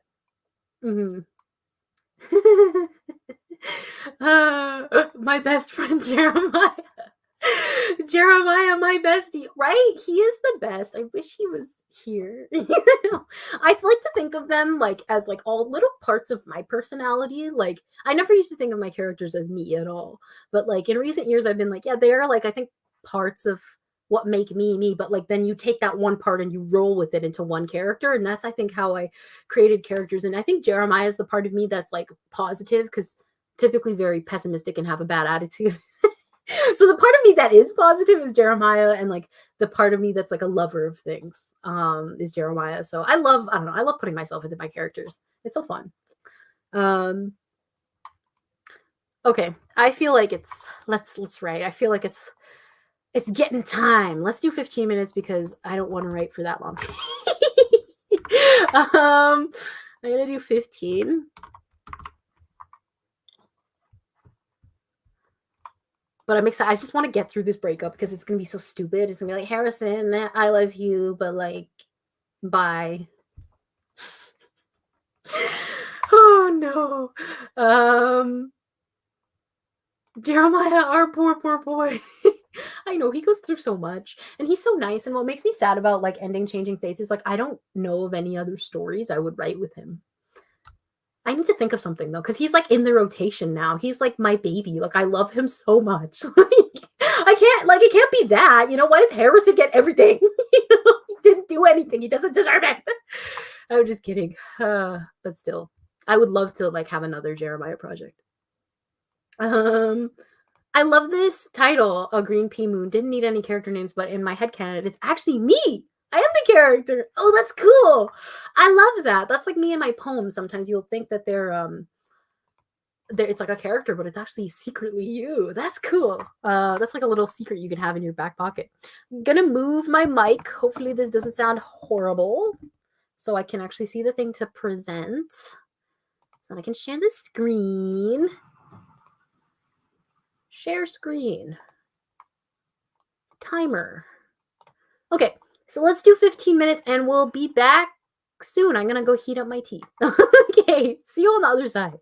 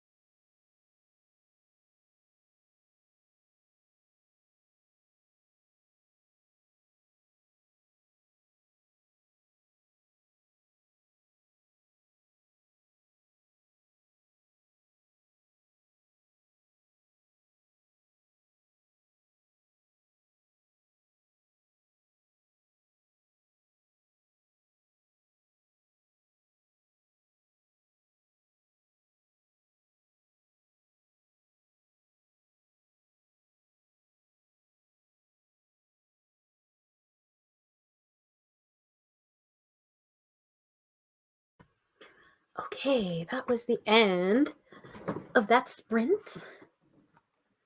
How did it go for you guys? I mean, I don't know what my word count is and I don't care. But actually it went really well because I got through the entire like loan and breakup letter. So I don't have to write that anymore. I'm so happy. I'm like, I didn't want to worry about that. I didn't want to write it. So now that it's done, I'm like, yay, never have to write that again. um, it's actually nicer. It's very nice. It's just like, I don't think that was the way to go. Like my advice is like maybe don't write a letter and like if you're going to like maybe don't stand there while he reads it. But alas, it's over now. So not my circus, not my monkeys. Like I'm just like controlling in the background. It's not my problem. um. Oh my gosh, Sarah! What? Congrats! You hit 35K. That's a whole novel. Okay, sorry to put her on the spot, but I'm just so proud of Sarah. So this is my sister. And she is writing a really cool book. And like this is so freaking cool that you like are 35K. Like that's almost like a whole novel. Oh my god, that's awesome. Wow, 35K. I'm so proud of you. And your book is very cool, by the way. And it's awesome and I can't wait to read more. I'm so excited there's like 35K like for me to read. I know I've read most of it, but like now I want to read it all over again. Oh my god, I'm so proud of you. That's awesome. 265 words too. Okay, that's I think I might have written around a similar amount. I think that's awesome too. um Sam says all I did was somehow get to the topic of Homestuck. What's that? I don't know if I've heard of that. Sounds cool. I love writing says I was creating a playlist for my new project and I love it so much. I'm so motivated. Yeah, I love playlists. I never knew like how awesome playlists are, but like they're so cool. Like I think I underestimated kind of the brainstorming like tools that you can create. Someone says it went really good, actually. A part I was stuck on simply unraveled before my eyes. So it's like, oh, I love when that happens. Yay, I'm so happy for you. Um, Thank you. I needed the congratulations. So sharp dialogue happened for me. These two characters bring out the weird in each other. I love when two characters can just be unabashedly weird, like in their presences together. Like I think that's like my favorite interactions between characters are when they're like, I'm weird, you're weird, we're talking to each other, and like the dialogue is just so good. Got halfway through a poem in 15 minutes. That's so awesome. That is great. I'm so curious. That's so good. Good for you for getting into a form that you're not like you haven't written in a while. It's so brave and awesome. And I love poetry. Literally, like my one of my poetry profs had the best outlook on poetry ever. And like every single time I see any poem, it's just like I love this. I love poetry no matter what. I have nothing bad to say about poetry ever. Like I love the form. I'm writing a horror story, and literally when you came back on, I got so scared. I am so sorry. I tried to be as gentle as possible when it got me back, because sometimes I'm like, hey guys, like, and then I was like, oh wait, shit, like they're probably scared because like I'm being loud. Sorry. Dallin wrote 143 words and realized that writing in transcript form is so quick. Like it's almost breaking a scene vision to the bare bones. Is this like, I think I saw you posting about this. I'm so excited about like the idea of like the transcript form. Oh, that's so cool. I'm so curious on how it looks. And right, like I'm celebrating 35K too. I'm so proud. Me and Sarah were doing this so like fun thing back in November where we like got each other's books like on iPads and we were reading them and it was so fun and it was so cozy and it's so nice to write together again. I'm so proud of you, Slay.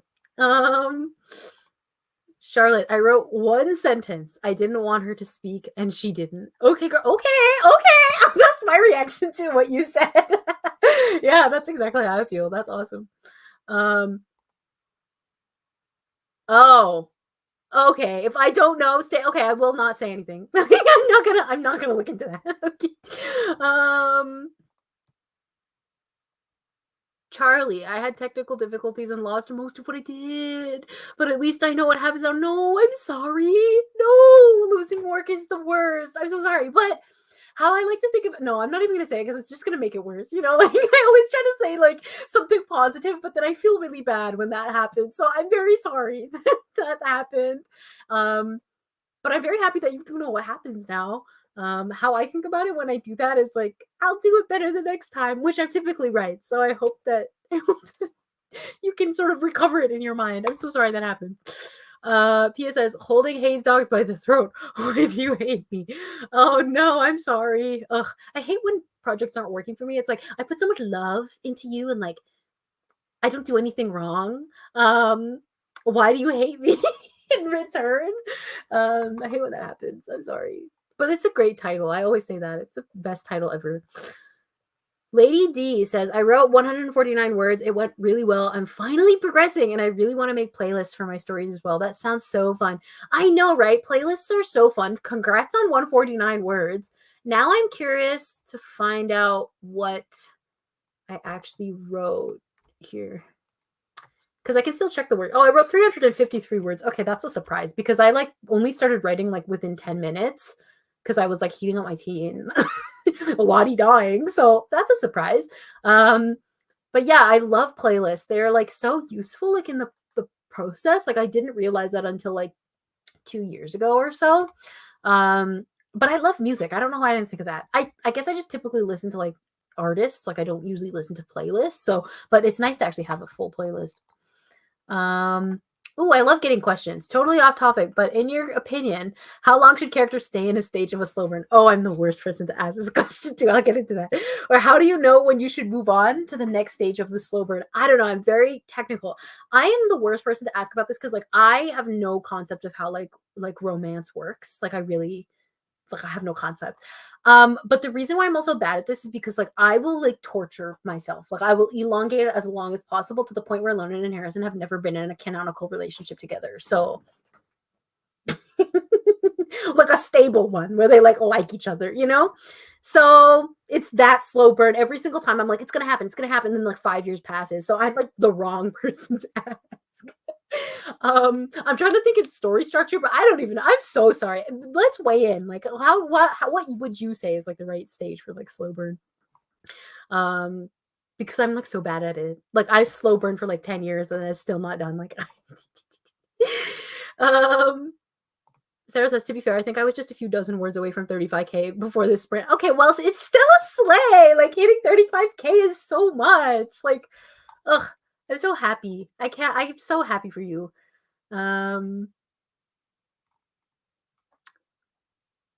Ooh, this is cool. I love writing. Has an excerpt to share. I went further down and quickly. The guards hurrying after me pulled me back by my shoulders, but I crumbled as the water hit my feet. What happened? I love it. Not in the sprint, but you did write that. That's awesome. Pia says, maybe I need to be less of a party hater in real life because like visually in stories they're so cool, but in real life I'm like, what's the appeal? And Connor is supposed to like loud parties, but I'm here like yeah, I don't know. I'm also a party hater, so I think I'm with you on that one. Loud parties, yeah, I don't know. I'm sorry, I don't like them either. So I'm with you, Pia. The songs in my writing playlist always end up at the top of my Apple Music replay for the year. I wish I streamed music so I could like accurately see like what I actually played for the year, but like unfortunately like iTunes like they don't have that data. So I'm like, ugh, it's so sad. Because I never have an accurate like look at like what I actually listened to for the year. It would be so fun. But I think I saw a lot of writers talking about that when like Spotify was doing Wrapped. Blackberry Latte says, depends on the length of the story. Slow burns are very easy to do with trilogies, but I'd say that towards the latter half of the story. Yeah. Maybe I'm like responding as if I know anything about romance. I don't know. What I write right now is just like torturous, like homoerotic fiction. Like that's the extent of my knowledge. I don't know anything else. I'm so sorry. Dallin says, ooh, the transcript form is very fun. Technically, the description of what's being recorded is in these brackets, but in these brackets, oh, okay, so it's square brackets versus like the little parentheses is internal thought / Bo reacting to what he's watching on the tape. I love it. I love it. I just love Bo so much as a character. Like, I'm sorry to like say his whole name on the stream, but like I love Bo and like I think we would be friends. So He's everything that I want to be. Like, we have the same interests, okay? Like, I think that's so cool. The transcript form, that's so sick. Um, a woman goes to the beach one last time before her execution. Context for the line. That was not the context I was expecting, but that's very good. I like it. Oh, more about Bo. And the internal thought is the second person to stand out. Oh, I love it. I love it. Man, I love Bo so much. He's the best. I think about him whenever I go out and I'm like at a store. I'm like, Bo would like that. And I was in the Valentine's aisle looking for that heart thing. That heart thing. I was like, I just want something. And I was like, I think Bo would feel like happy here. um Pia says, as someone who read Percy Jackson in my formative years, the slow burn has to either last 5 years or it's rushed. I know. I don't know. I'm very bad at like figuring out how slow burn, because like in one book I have no idea. I don't know. Mona and Harrison were supposed to like be a couple in this book and they were supposed to get married because I just wanted to write a wedding. I think like weddings as an idea is just like really fun to write about.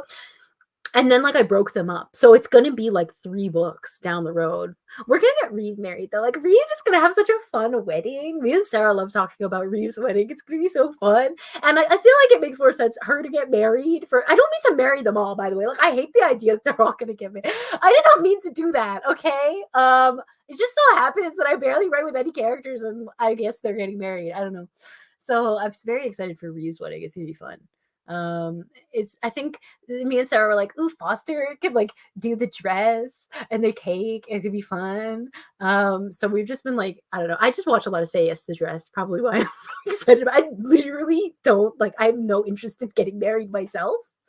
But I don't know. The idea of Reeve's wedding is very fun to me.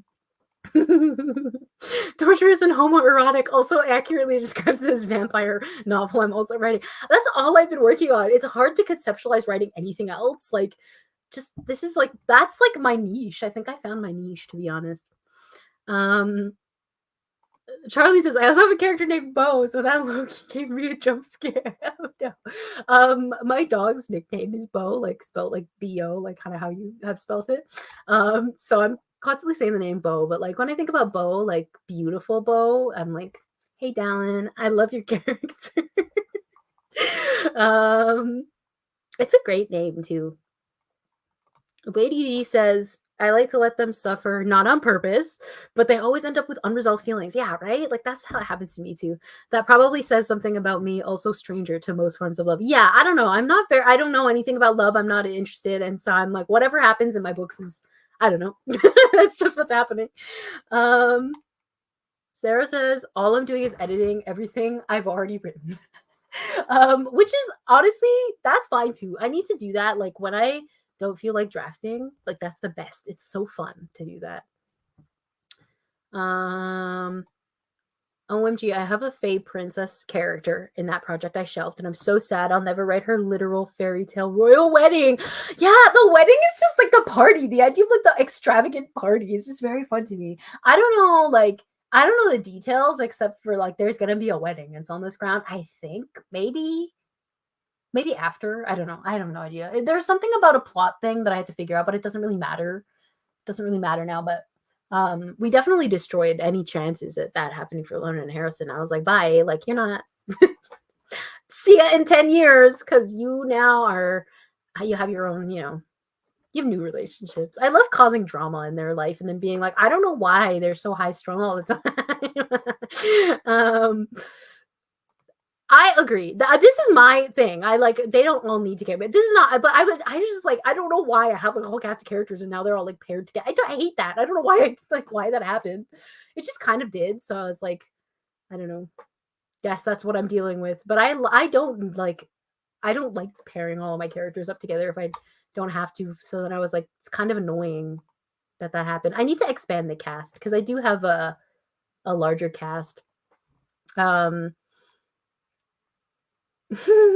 is more than once. I read beautiful in a book, but had a line break, so it's beautiful. Yeah, I love it so much. He has the best name ever. Like that's literally the name to have, I think. wrote a whole excerpt about Bo being the start of beautiful. Yes, I think I remember seeing that. Yes, that is very Greenwellian. I love that. Oh, he's so sweet. I love him. He's great. Right? All aspects holding hands right now. Like, I don't know how romance works, but the vibes are here. Yeah, I know, right? I'm like, I don't know. I don't know. I don't know anything. So that's why it's like, how are they all married? I'm like, how did we get to that point? I don't know. Always gotta have a fancy gay party. This is what I want. Maybe it's like I'm not excited about the wedding. I'm excited about the fancy gay party. I actually don't really know how they're supposed to have a fancy gay party because it's like you guys have no money. Like, how are you funding that? I don't know. We don't talk about what my characters do for work. Okay. Sarah's just adding imagery. Okay, I need you to add some imagery into my book. Charlotte says, I'll be writing dynamics till the cows come home, but writing love, not intentionally, right? I think I'm always writing heartbreak. I'm never writing like love on the page. And when I do, it's like in Jeremiah's point of view, like, nothing else. I don't know. I don't know. Sometimes I wrote that one paragraph in my new vlog, but it was also in the context of like a breakup is literally about to happen. So like what? Yeah, I'm not good at romance. This is what I'm saying. Imagine being named Bo and your favorite holiday is Valentine's Day. I wouldn't know how to act, right? Right? This is why I thought of him when I was like in the Valentine's Day aisle. I was like, Bo, I'm bringing you here. Dallin says not aspec, but also autistic, so I don't understand the cishet neurotypical idea of romance. They have so many rules. I just write my characters having fun and being them, and it works. Yeah, I that's how I follow it too. I don't understand anything else, and I'm not trying to. Okay, what is the out of context, Darren? Sarah, help me. But this is like so like I don't talk about Darren that much, but like Harrison is like platonically in love with Darren. So like if that says anything about him, he's the best. He's like the best character I have ever written ever. But I don't talk about him that much. Charlotte says, I fully have couples in my novels, but it's not a romance. I don't know how else to explain. They're literally just hanging out. Yeah, I think that's how the couples are in my books. Yeah, I guess.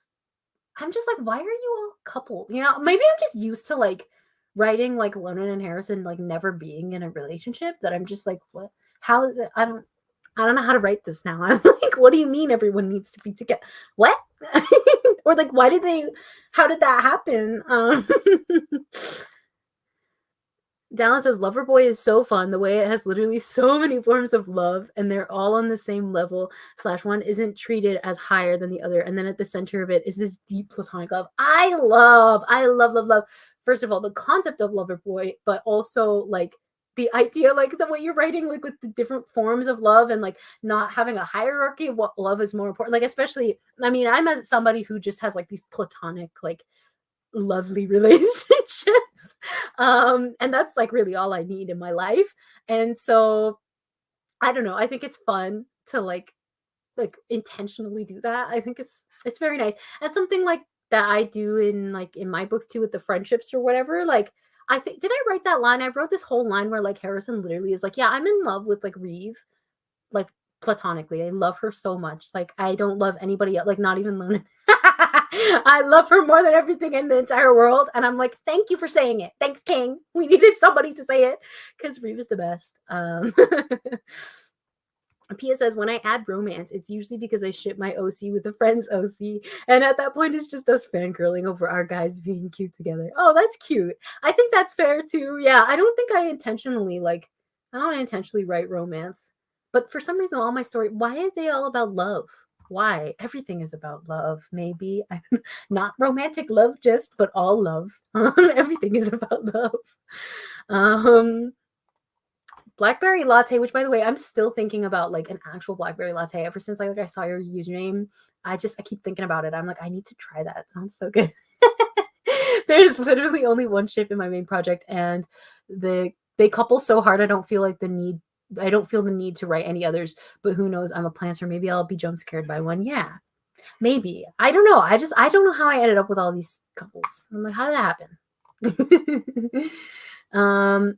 Salma says, I'm on the A spec, but I also somehow love writing about love. That is so whole. Maybe because I see romance as a level above a foundation of platonic connection, but I don't know anything about it, so I struggle. Yeah, I think, yeah, I love writing platonic love. It's kind of like, yeah, even when like the love is about romance, I think like the big parts of love that I write about are always like not just focusing on like the romance. It's also focusing on so many other kind of aspects of love that can exist within romance. But it's probably why I find talking about writing romance or like I can't do tips on how to write romance because I'm like, I don't know how I approach it. It's just like a I kind of try to give my heart to it. Oh, that's how I think of it. Heart. We used to talk about that a lot in workshop. Like my one of my profs used to talk about the heart of the piece, like the heart of a poem. And the heart is like the feeling. And it's not necessarily love, it's not necessarily romance, it's just like the heart of something. And I love thinking about writing that way. I hate writing romance. It makes me uncomfortable and I have no experience with it, but unfortunately it is often required for plot reasons. So for once, I'm the one suffering instead of my characters. I feel you. I absolutely hated writing romance at like period until maybe June, like this last June.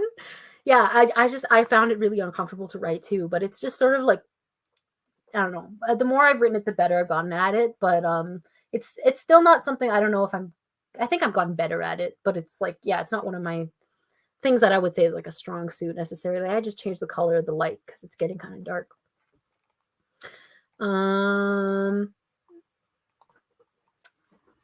My main ship is a poly triad. They're all arrow ace because I'm arrow ace, so I had to. Oh, I think that's beautiful. Oh, that's awesome. Dallin says, writing a best friend dynamic has been so fun. I love best friends.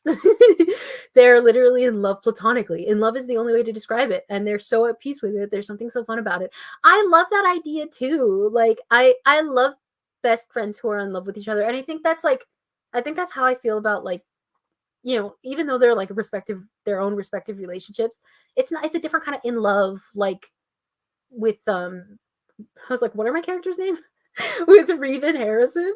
That's how I see them too. I think even like in Reeve's point of view, we get some like really beautiful moments where she's like, I love that guy. And Harrison's like, yeah, that's the love of my life. Like platonically. And I think that's really beautiful. I love it. I love it so much.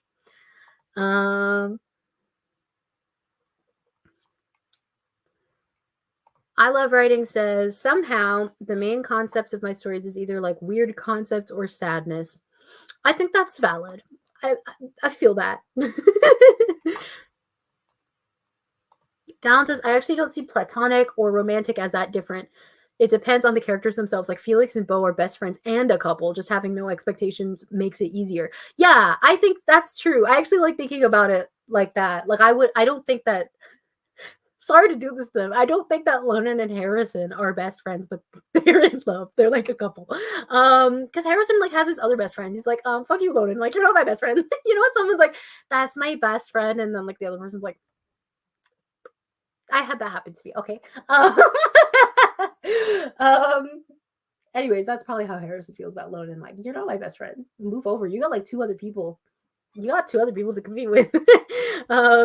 Yeah, I think different kinds of love is so beautiful. I love talking about love.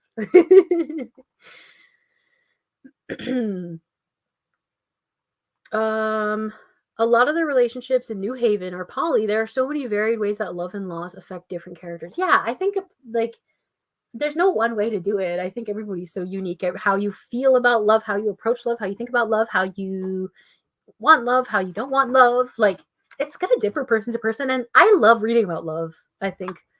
I've been reading a lot of things about love. It's why I want to write more love poems. And like, you know, like I wrote a love poem about Jeremiah and Harrison. And like it's not just about romance. Like it's mostly about them actually just being friends. And so I think that's kind of beautiful. And I think a big part of like Jeremiah's devastation, like just to hurt everybody's feelings on the stream, is that like he lost a friend. You know, like I think they felt like best friends and a couple, you know? Not a, Lona's not a best friend to anybody.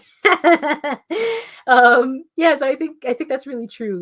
Love and loss affect different characters differently. Um, even when I do write romance, it almost always ends badly, so I get back at them in the end. Yeah, I feel that. That's me writing romance. No, you can't be happy. I won't allow it. Yeah, like that's like me and like Jeremiah. That was supposed to end nicely, but obviously it didn't. So even though it was like a nice romance, it ended badly too. So they used to be best friends. I know, so sad. Cue the Diary of a Wimpy Kid Olivia Rodrigo edit. Me and Sarah love that edit. Put that, but then put like Harrison and Jeremiah's face like in the edit with Greg. That is the funniest edit ever. I love that video. Pia says, "In Love Platonically is the core theme of one of the books I have with one of my partners. It's probably cheating because we are that dynamic, but it makes me so happy." Oh, that makes me happy too. I love writing love like outside of sort of what we, are conditioned to think of as love, right? I love that for us. The thing is, lover boy should feel sadder because it's about grieving who you love, but like the love is so strong that it sits with the sadness. They don't contradict each other. It's so interesting. It's so beautiful. Whenever I think of Loverboy, I think of like a very specific color scheme. I don't know if it's like accurate at all, but like I think of like a sunset. It's like beautiful and like warm, and it feels very happy. Like, like you said, like despite the sadness, like it's still, it's just sitting there. Like the beautifulness is still there. It has such a strong vibe to me. I'm such a fan. Um, just hoping there'll be another spin-off. With who? Hoping there'll be another spin-off. I'm curious, Sarah. What do you want me to write? I'll write it. You're thinking of that audio too, right? I love that edit. It's so funny. It's like, oh god, how could I forget it right now? No. He's like, I'm a great friend. And he's like, oh, don't call me. Don't come by my house. We're done. Red light. It's so funny. I love that audio. It's so funny.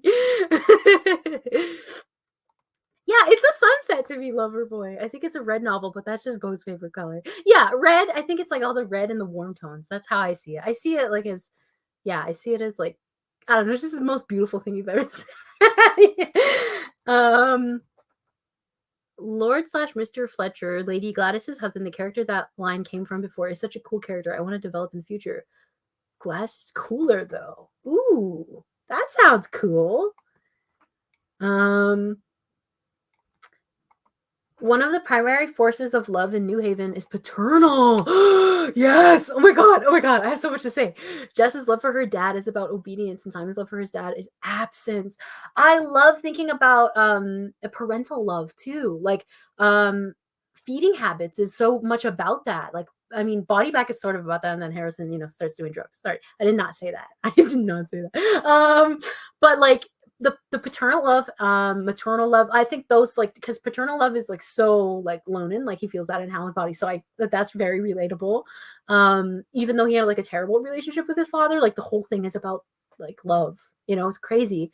And then and then Suze is such a big character with Harrison. Like anytime I write with them, it's about love, even if the story isn't about them. Like Feeding Habits is about the two of them. That's why it ends on them. And I didn't even think of that. I always kept thinking it was about Lonan. Like, nothing's about Lonan. Like, forget that guy. It's always about somebody else. So I love that. Bo and Bobby are literally the red plus blue and sun plus moon dynamic, but platonically best friends of all time. I love them. I love them so much. Every single time I get to read about them, I'm like, this is the best day ever. Oh, you were thinking about the traitor one. Now I don't think I've heard that one. We used to be best buddies. I wish you would tell me.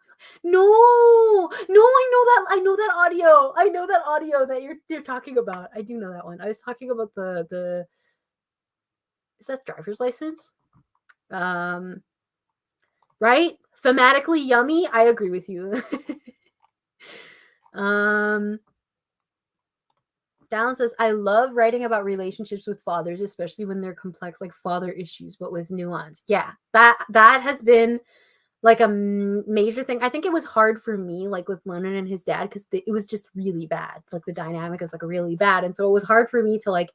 I'm very protective of Lonan. I'm making fun of him the whole stream, but I'm very protective of him, and so it feels like impossible to like give empathy or like to leave room for nuance. And I don't think you necessarily always have to, depending on like the dynamic, but I think Lonan wants to. It's just like me, I was like, because he feels like autonomous. I know it's like this guy in my head, but he feels autonomous, so it felt like like How the Bodies was about like, yeah, he's ready to do that. I wasn't. I was like, I'm sorry, like I need to I need to hold you back from that. And so after I finished it, I actually ended up writing another scene in my notes app, and it's just still sitting there. I need to put it in the book somewhere.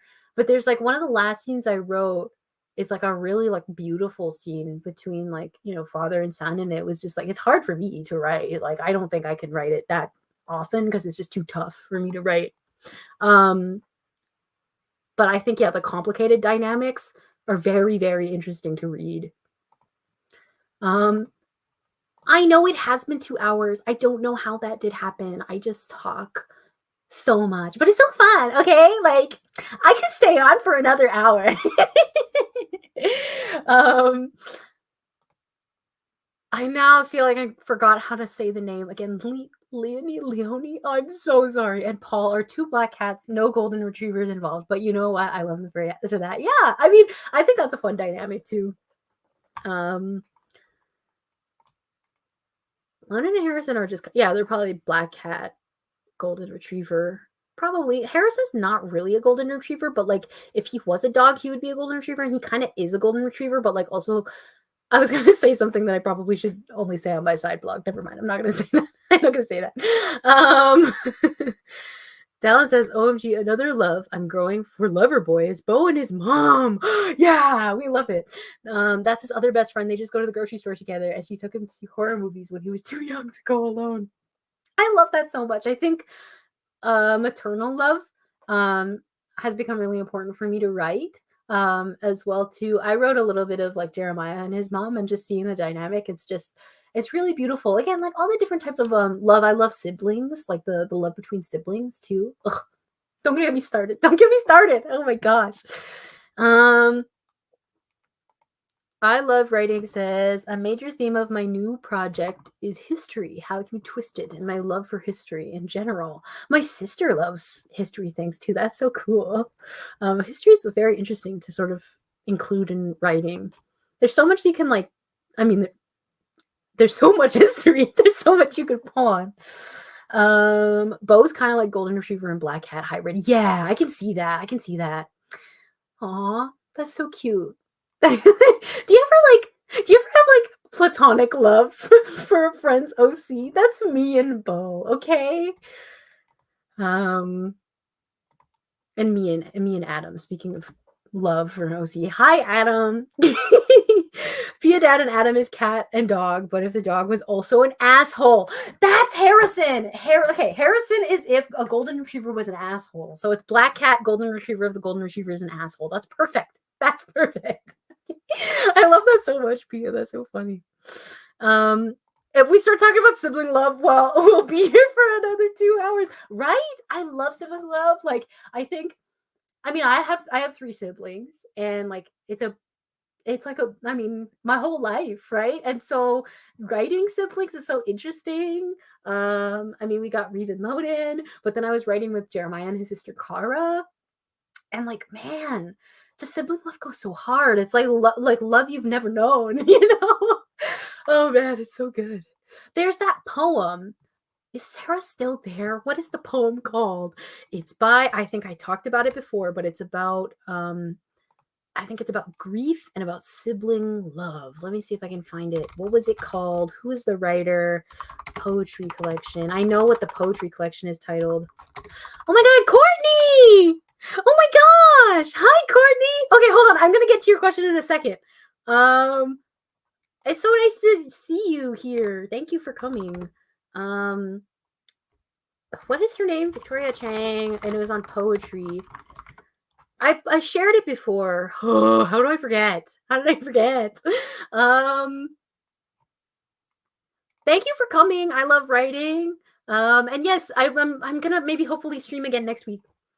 Um, darn, I can't remember. It's the one about earrings. Darn. I don't know what it was called. I have no idea. I'm sorry. I don't know, but it was very good. Oh, it's Oxygen by Victoria Check. Thank you, Sarah. She's still here. Slay. That one's so good. Let me see if I can find it. I can put it in the chat. That one is like grief and I think about sibling love, right? I think. It's so good. And Sarah sent it to me, and then like every single time I think about writing, I think about this poem, and it's so beautiful. Hold on, I'm gonna send it. Oh, it wasn't on poetry. It was on Griffin Poetry Prize. That's why I couldn't find it. That makes sense. This one is really beautiful. Bo, I love you. YouTube collab potential. That's very sweet. We could have a podcast. Harrison reminds me of the Tumblr post that's like, I gave your golden retriever boyfriend chocolate. I don't give a fuck. Yes, that's how he is. I think I agree with you. Okay, let me get to Courtney's question because this is awesome. Thank you for being here. This is so cool. Have you ever written about twin relationships before? I'm toying with the idea. I was just talking about this, I think, on Tumblr.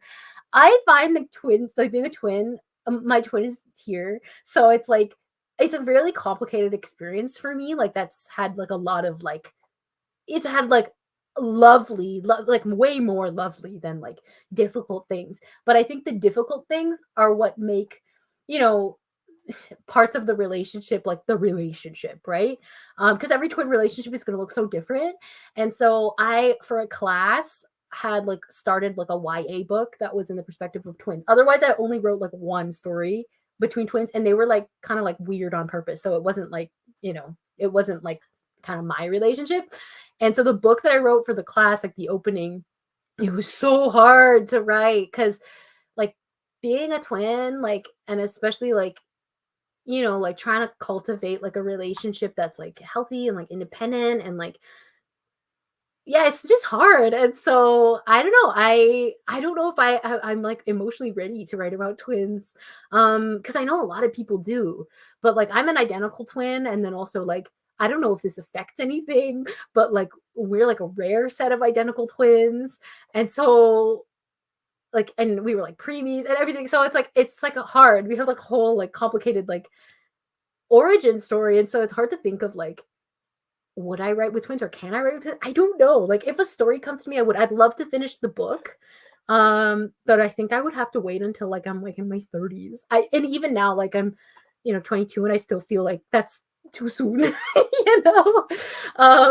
But I think it depends on the person too, because like it's a twin relationship can be so complex that I just don't think that I'm ready to do that. Outside of like a short story. I think short stories maybe, but like not like long form projects maybe. But yeah, that is such a good question. Writing twins is so interesting. I was just listening to the song Dream Brother by Jeff Buckley, and it mentions twins, and I was like, I want to create a list of songs that mention twins that I like because I think it would be fun. But yeah, that's such a cool question.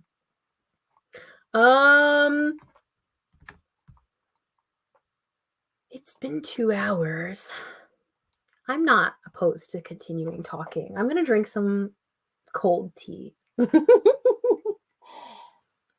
Yeah, I think that like twin relationships, it's fun. Like I think being a twin, I mean I don't know, it's an indescribable experience. It's like the best thing that's what we say, my sister and I say, it's the best thing that ever happened to me. Like you're the best thing that ever happened to me, or vice versa, because we don't obviously know. We don't know like who came from you. So yeah, it is so cool. And I agree, that's like the best song ever. It's so good. I love that song so much. I wrote so much of feeding habits to that album that like whenever I listen to that song, I'm like, I'm there. I'm 18 again, like in like my parents' kitchen writing feeding habits.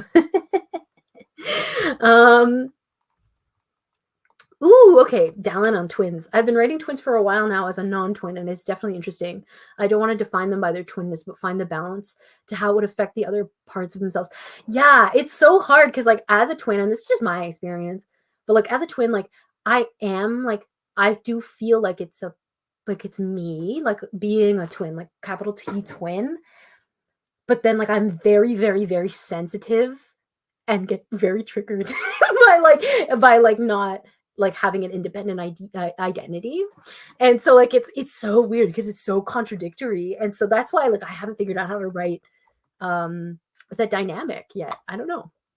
I see it as like being twins didn't specifically shape them as much as being twins elevated their experience even more. That's so interesting. Yeah, I think for every twin it's different.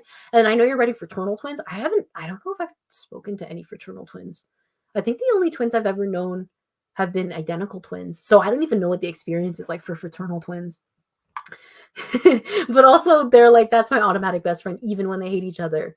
Like it's all they've known. Yeah, that's how I feel about my sister. I mean, I always love my sister. But I think that's how I feel. It's all you'll have built-in best friend. It's like the best experience ever, honestly. But yeah, it has all those like little nuances that it's hard to like for me to figure out like how to write down in like a story. I don't know. Thank you so much for coming, for being here, and for chatting. Good luck with your book. Courtney says, I think I'll go the weird twin story route first before I write about my own twin experience. There's so much to play with. Yeah, like that's what I did. I wrote this story. I can send it to you if you want to read it. I'm not sure if you've read it because it was in print. But just message me if you want me to send it to you. But it was Slaughter the Animal was out twins. I don't know if you read that one, but that one was like kind of easier for me to like ease into the idea of writing twins because like the twins were like I remember in my workshop they were like they feel like caricature and that was kind of like what they were kind of supposed to be, and so that was kind of easier for me to write rather than like a twin experience that's like I don't know, it feels too much like mine and I'm like, oh no, I don't know how to write this. um Felix and Dorothy will have a massive fight and still be like, okay, let's go to the Sunday brunch we've been having for years. Yeah, I think that's what I love about siblings. And then I think like with twins, that's like elevated even more. When you're mad, you're not even mad, man. You know, it's just fun. I love being a twin. But yeah, I don't know. It's weird because I've never felt drawn to write twins ever. I would rather write, I don't know, people in messy relationships. I don't know, which I should do with twins. That sounds fun. You would think, because I am a twin, I would know how to do it. I just don't know. I don't know. I would rather write like a romance. I don't know anything about that. Okay, I don't know. It's been like two hours. Do we wanna buckle down? Technically, I don't have to leave until like 5, so I don't know. Dallin says, honestly, the only reason Felix and Dorothy are twins is because I had already given Felix siblings in an earlier story and they all faded because I was interested in none of them. No, that's so real. I think it's so cool. I'm so interested by their dynamic. To me, it reads like, I don't know if it helps at all, but it reads like a twin dynamic to me. But I think something that was so cool and I forgot was like for Seventh Virtue, not long ago, like in the summer, I was really considering making Reeve and Lonan fraternal twins too because of like a plot thing, but I was like I can't justify doing like one like plot like this one thing that's like really major for like a plot thing. And yeah, Lonan kind of being the oldest is like kind of the most important plot thing, so unfortunately the twin plot didn't come to fruition, but I was really considering it. What's everybody like thinking about like in terms of like what you kind of want to do with your writing for the year too? Because like I don't know, it's January, so I'm not thinking about it that much, but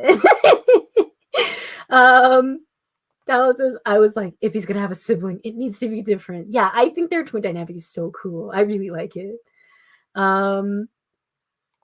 Charlotte says, the only siblings I've written are in an abandoned novel that I would love to try again, but we're talking a full rewrite restructure.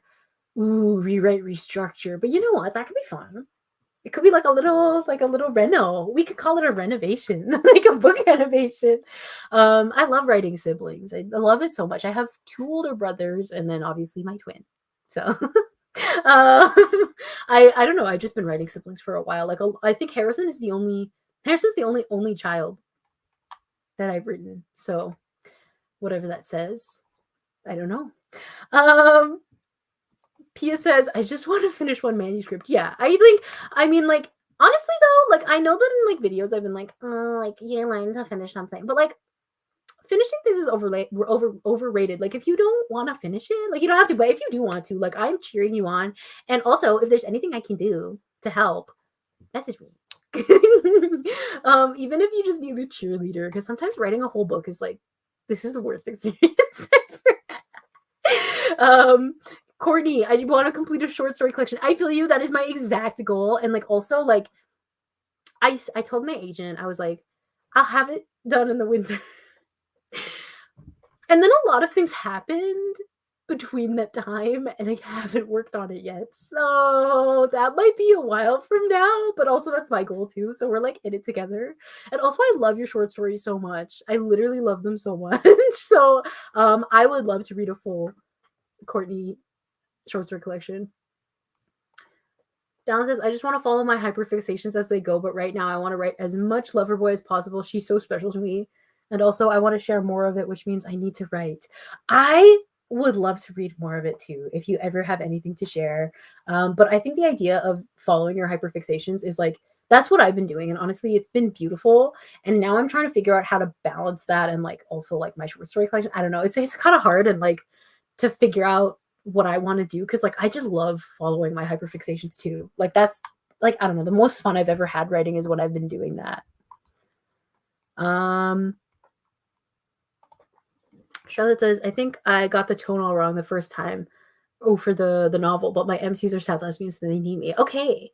Well, I mean, I'm in already from the description alone. That sounds awesome. I agree, right? Sad lesbian. I would read that.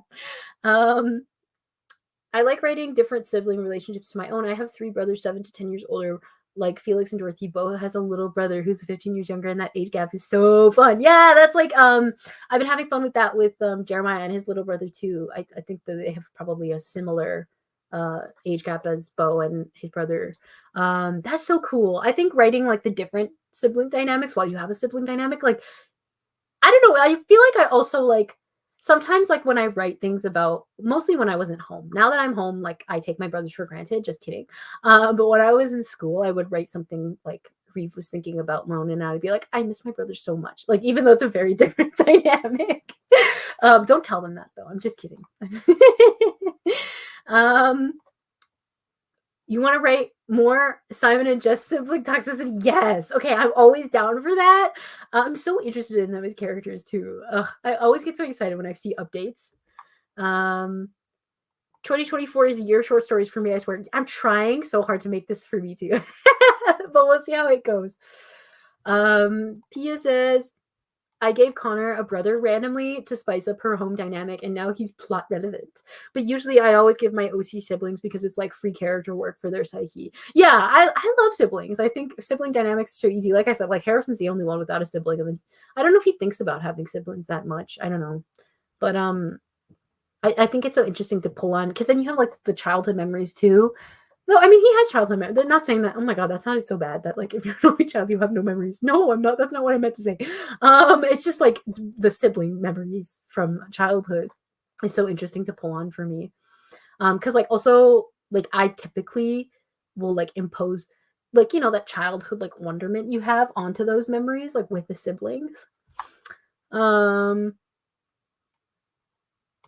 you haven't written sibling relationships similar to experience. That's so interesting. Yeah, I don't think I have either. My brothers are older than me, but not by much, by a couple years. So that's so interesting. There's a novel like fanfic that I'd like to fully finish this year. Ideally, also want to get stuck in with my fantasy novel and maybe try poetry. Poetry be quite new for me. Yeah, poetry. Yay, poetry. I love poetry so much. I get so excited about poetry. All poems are beautiful. All poems deserve love. I've never read a bad poem. I love all poems. But yeah, a novel like fanfic. Oh, that's so cool. Fully finished. Pia says, I can only think of 2 instances I've written a sibling relationship similar to mine, and one of them is Pia Dad and Keep Staring, who has a little sister. Oh, that's sweet. Yeah, maybe that's why. It doesn't sound like everybody in the chat, like most people in the chat, just don't write sibling relationships that are similar to theirs. So, like, maybe that's why I don't write with twins. Because, like, it's just what I know so well. It's kind of weird for me. That's so cool. Charlotte says, my oldest sister was also my guardian / roommate / pseudo mom for my last year of high school, and I know I need to write something like that someday, but phew, yeah, I feel that. Sometimes it's like you need like a lot of time and distance to write something similar, even though like the dynamics are so interesting. Like that's how I feel about like my twin book. I just feel like I need a long time away from, I don't know, being a young adult. Dallin says, I don't know what I would write about my own sibling / family dynamic because it's my normal. It's definitely interesting / dramatic, but I can't imagine how I turn that into its own story. Yeah, I know, right? I was thinking like we're like our own main characters, you know? Like I'm the writer in a book somewhere, you know? That's so interesting. And like my family would all be characters, you know, and everybody's their own main character. It's kind of cool. Not to be like main character syndrome about it, but I was thinking that was one of my random thoughts I had before I fell asleep. I was like, oh my God, I'm the main character. It's also why Adam has like 4 siblings from his dad's 3 different marriages. The tea. I love Adam's sibling dynamics though, from what I've read. It's so cool. Usually my work in progresses that process something I've gone through are usually different about the specifics, like Loverboy being about grief, but a totally different situation. I know. Yeah, I feel that. Like somehow Body Back is about me. How is it? I don't, very, very different. It's just like, I think what's more important to me, it's not about writing about the actual situation. I can leave that for poetry. But it's more important for me to have like the emotion there, like even if the situation's completely different. I feel like anything I write that's similar to my own sibling dynamic experience would be way too close to home. Yeah, okay, that's why I don't write twins. That makes sense. Okay, sometimes I just need other people's ideas for me to understand that's probably how I feel too. Yeah, it's too close. I mean, I do write. I mean, Lonan is an older brother, which is weird to me. I don't know why I'm making fun of him so much. I'm just staring at him. I'm like, hey, he's upside down. Anyways, and I do have older brothers, but like that's like the extent of the similarity. Poetry is where I get specific. Yeah, right. Yeah, novels are for playing with emotion. I could never write a whole novel about me or like a memoir. I think I would struggle a lot. First of all, I don't remember my life, so that would be hard. I do remember emotions though. But poetry, like that's where I like all my poetry is true. Like there are be like very, very few poems are not about me. Like I don't think I've ever like recently in recent years written a poem that wasn't about me. So if you read my poems, they're about me. Hi Agnes, thanks for coming. I want to read Dallin poetry. I feel like it would be so good. Oh, speaking of Dallin and poetry, you know how I said that I wanted to put that thing that you had said in like a reply to me on my blog into a poem about like saying hi to the George Michael section in HMV? I actually did it. I did do it. I wanted to be like, would you be okay with that? I was writing a poem, I think last night. And it was like one of the details. Like I wanted to end a poem on it because it was like, I don't know, I think it was like a very poetic experience on my end. So I forgot to tell you. I was like, it kind of just came to me. I don't know. Yeah, I'm looking at the draft. I want to work on it because it's not really done. It's just sort of like an idea of a draft. Okay, great. I will it's in there. So I was so serious about it. I was like, I have to put this in a poem. This is so profound.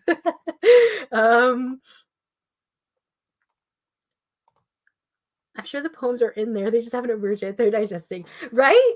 Even me as a poet, like sometimes like you have ideas for poems and they just kind of sit there for a long, long time. And sometimes that's all poetry is. Like poetry has given me such like an abstract and beautiful way at looking at writing. Like in my video, which I'll like edit, I'm gonna edit your writing, like some people's writing who submitted. I'll do some poems and like I know like fiction writers are probably gonna be like, well, what can I learn about writing with poetry? But like I have learned so much about myself and like about my writing process through poems. And like I wasn't a poet before I went to school. Like I didn't understand poetry at all. I had never written poems. Like before, right before I went to school, the summer I did, I wrote a chat book, but it was just me kind of like playing with like this new form and I had no idea what I was doing and I never wrote another poem until I went to school.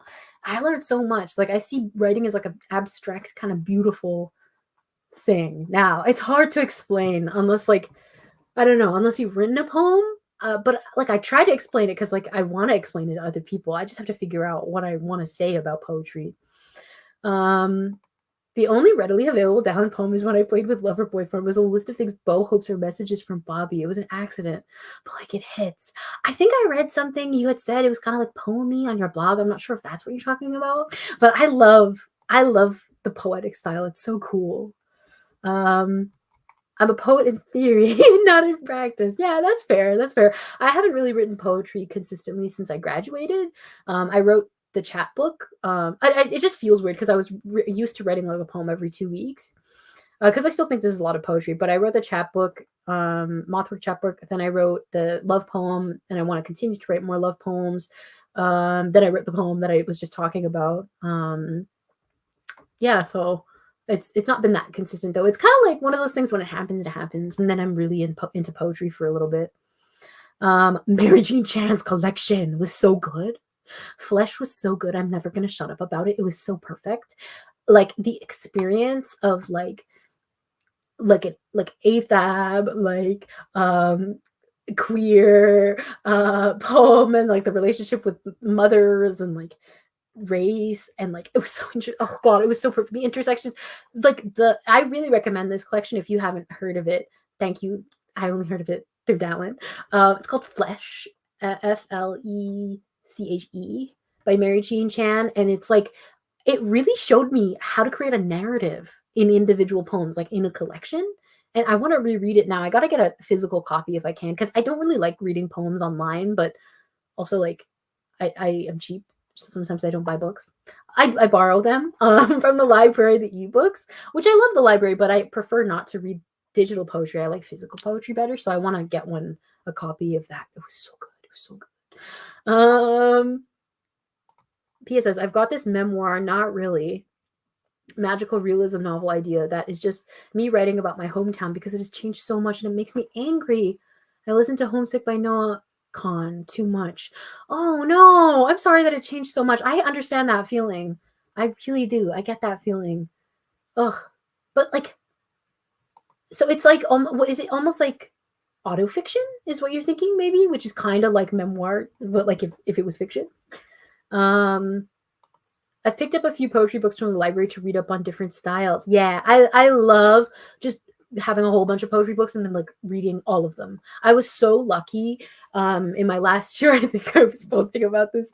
My department was giving away a whole bunch of poetry books, and I took a lot of them. There wasn't a limit. You could take as many as you want. And because of that, I have like a huge range of poetry to read, and that's how I found my favorite poetry collection, which is sitting right there. 100 Lovers by Richie Hoffman. It's a whole bunch of love poems, queer love poems. They're awesome. No, you deleted it. It's okay. I get that. It's fine. Just post writing before I fall asleep, and then I keep deleting them in the morning when I'm half awake. I do that too. Okay, well, I love that. It was so good. I actually think it could stand as a poem too. There's some things like that I think of. I'm like, I feel like from my books, like I think I could like publish them individually. I'm not opposed to it. I'm not like actively trying to do that though at this moment. Agnes says poems are my beloved despite the fact I hardly do them. Right? Like when you write poetry, it's like that's my genre. Like I'm a fiction writer, like true and true, like that's my thing. But like I think of myself as more of a poet now that I write poetry. I don't know, like poems are everything. Um I'm waiting for my library to get this one. I'm so excited. Bright Fear is so good too. Uh Arcs Poetica section was some of the best writing I've seen. Ooh. If I could share one line from Bright Fear that has me crazy, the novel feels like a Springer Spaniel running off leash. The poem, that's beautiful. The poem, A Warm Basket, it returns to all. Okay, I need this. I need to read this. Okay, hold on. Let's see. I'm going on the internet. Let's look it up. It's about a person, Pia says, who is kind of just me, living in their now empty home with an angel roommate. You have the coolest ideas. Angel roommate. Oh, that's so sick. I love it. And also I love that it's you. Like, I feel like there's always been. No, they don't have it. I'm gonna have to request it. I was talking about let's see. Anywhere else have it? No, it's not fair. Okay. Later, but what was I saying? I love the idea of writing, like, intentionally writing something about you. Like, there was always like that stigma about like self inserts, and I'm like, what's your problem? Like writing about you is so fun. Like, who cares? You know. I recommend Devotion by Hannah Kent if anyone hasn't read it. A historical fiction queer love with going to back to the library. Hold on, I was just on there. I'm gonna go back on there. Let's see if they have it. I'm gonna have to request the other one from the library and see if they'll get it. If not, I'll buy it. You know what I want to read really bad? No, they don't have it either.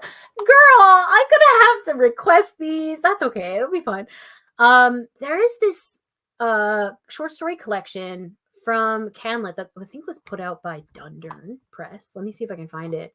It's called Secret Sex, and it's a whole collection of short stories anonymously written, so we don't know who contributed. And there is some really cool writers in there. Let me see if there's any that I know. A couple, like Heather O'Neill's in here, Zoe Whittle's in here. Like, I know a couple of Canlit, and it's like everybody submitted anonymous short stories that, look, they're all about sex. So I think that's kind of cool. I'm really interested to read it as I'm sort of expanding what I'm reading. So that's one that I've been looking into reading, but I've never read it myself. But I know one of the writers just sort of mutually who's in there, and I think it's so cool. Like, I'm very interested to see if to see how that as a concept works. I think it's a really cool idea. I love reading poetry, but when I try to write it, it just turns into prose 2.0. Sometimes poetry is prose. Oh gosh, I sound like my 70-year-old poetry prof, but like sometimes it is. It's okay for poetry to be prose. You know, like my poetry teacher, like the one that I only had for a year, was like the Bob Ross of poetry. So like it just had a feel good attitude about it. Like anything can be a poem, you know? Anyone can write poetry. I remember I was doing this thing with the library. I was volunteering with the Toronto Public Library, and I was on like a little editorial board at one point. And one of the kids, like it was a kid, I don't know if you can find the backlog issue. I can't even remember. I think I mentioned it in a video.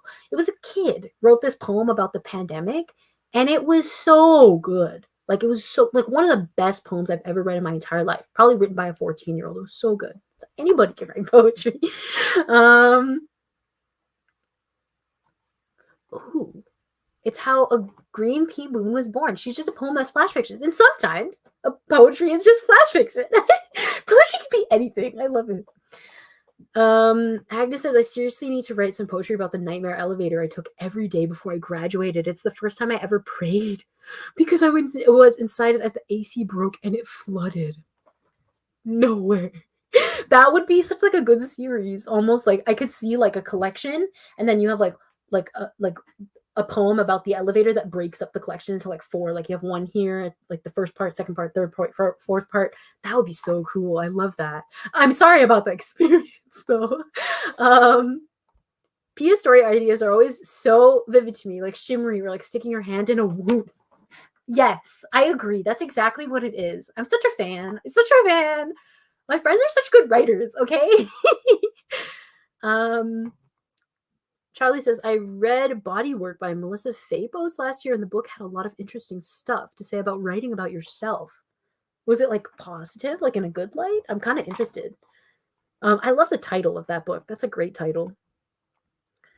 Love that elevator. It was my best part. That sounds so scary. I'm so sorry. I remember being in like one of those like kind of older elevators, and it was like so scary. I was like, I don't need to do that again. um, but yeah, I'm so excited to kind of like these streams have helped a lot in like reducing my anxiety over writing. I should probably like look into why that anxiety is so intense. I will. Okay. But like these have helped so much, to be honest. Just sort of talking about writing and doing just a comfortable amount of writing has helped a lot. Um, Lover Boy, I think, will drift into prose poetry at times. Ah, yes, because Bo writes poetry, but I don't want to write his poems for him. And his point of view is just so abstract and fluid. I think it's his autism. Yeah, I feel that. I think that is such a cool thing to do. I love, oh, this excites me so much as somebody who writes both poetry and prose. Like, oh, I love that. I love the idea of using poetry as like an outlet to characterize too. Oh, I love it. I love it. Melissa Fabos was my intro to personal essays in college. She made me write again. Ooh, okay. I need to look it up. I need to look that up now. I'm very curious because the title was really good. Please, library, come through. What was it called?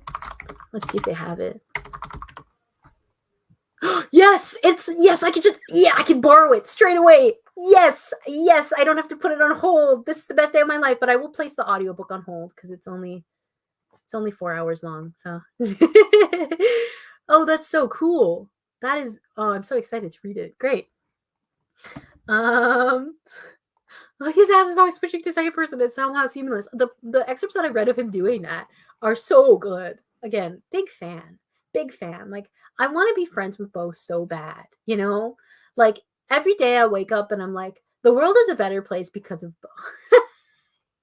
I think, you know, if I'm ever anxious, what I need to do is start thinking of Bo because, like, I don't know, he's just such a nice person in my head. Agnes says it used to be an elevator from the 1930s with no real door, nothing like a weird elevator to make you understand the concept of divinity. Ha! That's a title. That's the title. That is something I would do a bleeding title, nothing like a weird elevator to make you understand the concept of divinity and like bleed that. Or you could do like nothing like a weird elevator to make you understand. And then the first line is the concept of divinity. I'm sorry, I'm just like projecting all over your chat message, but that's really cool. Okay, so it was positive. It was trying to take the shame out of writing about yourself, memoir or otherwise. She wrote about how real people's stories change the world. I'm really interested. I mean, I borrowed the book, so I'm interested to read it.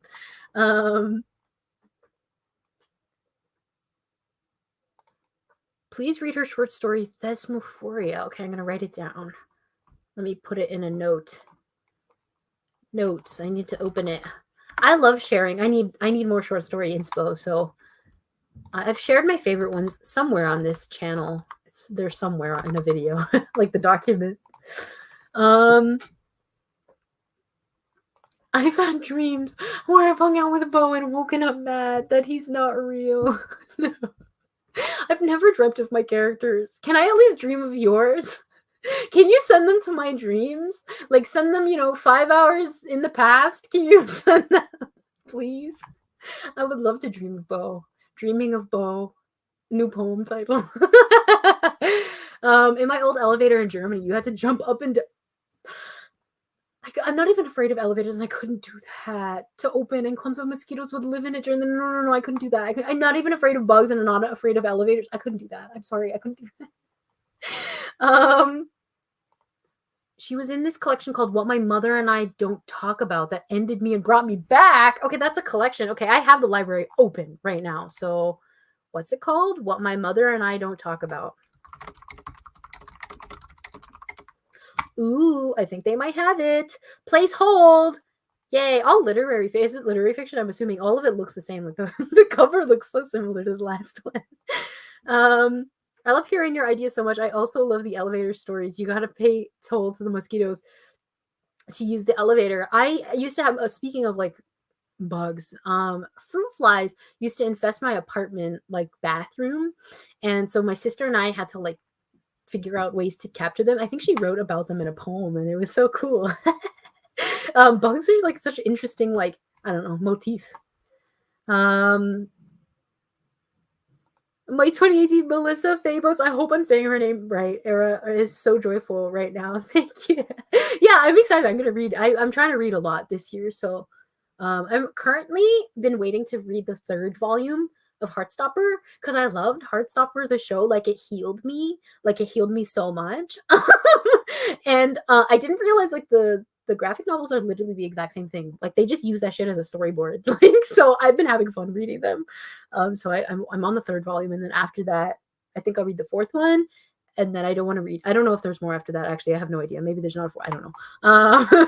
But after that, I want to read maybe some poetry and then maybe some short stories. So, I need them. Thank you. Some dreams he's just been stood there. I had a dream where I was in a hotel and he was just stood in the bathroom. I was like, that tick sound. Ariana, what are you doing here? That's one of my favorite sounds. I always quote that one. That's so funny. He's very welcome to come stand in my dreams because last night I had the worst sleep of my life because my dog kept barking because he was afraid for other reasons. It's fine. He was too fine. Winston's fine. But I didn't sleep very well. So I was like, I'm sure if Bo was standing in my dream, I would have fallen asleep very fast. Ooh, she's a lesbian married to a poet. They're just a total power couple and they do readings together. Oh, that's so perfect. I love that. That's so cute. Oh, I'm obsessed. That's so cute. Okay, well, I'm gonna log off soon because I'm gonna go thrifting. What are you guys doing? Like, is it the weekend? Yes, the weekend. It's Friday, right? What are you guys doing this weekend? I'm going thrifting. Going thrifting. I'm not going to spend money. Oh man, but I love a thrift store. It's gonna be so hard. My best friend, was thrifting, and we don't live in the same city yet right now. And she messages me, and she's like, I don't think she's here, but sometimes she's in the chat here, and she's like, "Emergency! This is an emergency message." And I didn't see it. She called me, and I didn't see her call. And then 5 minutes later, I just went on to a message, and I was like, "Oh, thank God I saw it, because like at least I'm not that late." She was like, "Do you want this Bible?" And it was a picture of the most beautiful Bible I've ever seen. It has Jesus' face on it, and it's gold. And you know me, like the ex-Catholic in me, like I just love having like I don't know, the Catholic and Christian iconography is so interesting to me. And I took a class on religions, and it's just like one of the most beautiful parts of religion to me. And so, yeah, she thrifted me a Bible. I'm very excited. I'm very excited. I don't know what like version it is. I think I have a King James. I don't know. Is that what it is? That one's my sister's, and I stole it because I was like, I need to use this if I'm writing with Monin. So, on the elevator, love rent, but the students that used it had names for the elevator. Mine was Laser because the roof wasn't finished. That's a great name. The roof wasn't finished. That elevator seems so scary, but I feel like it could also be like the main character of like a children's book.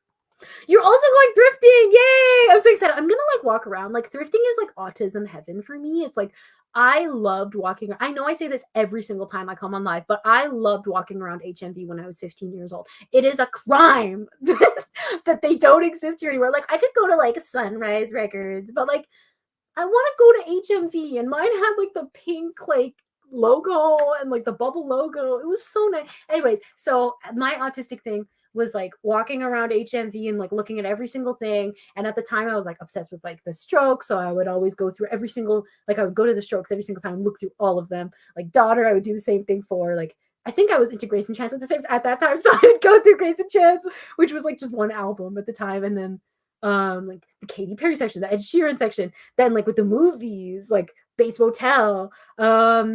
And then I would leave and it would be the best experience ever. So since HMV isn't here anymore, evil. I do that with thrift stores now, and it's so fun to me. Donald says, going to write my silly little transcript form and then bedtime. Need Bobby content to show everyone the hyperfixation. I hope everyone includes me, please. I wanna read more about Bobby.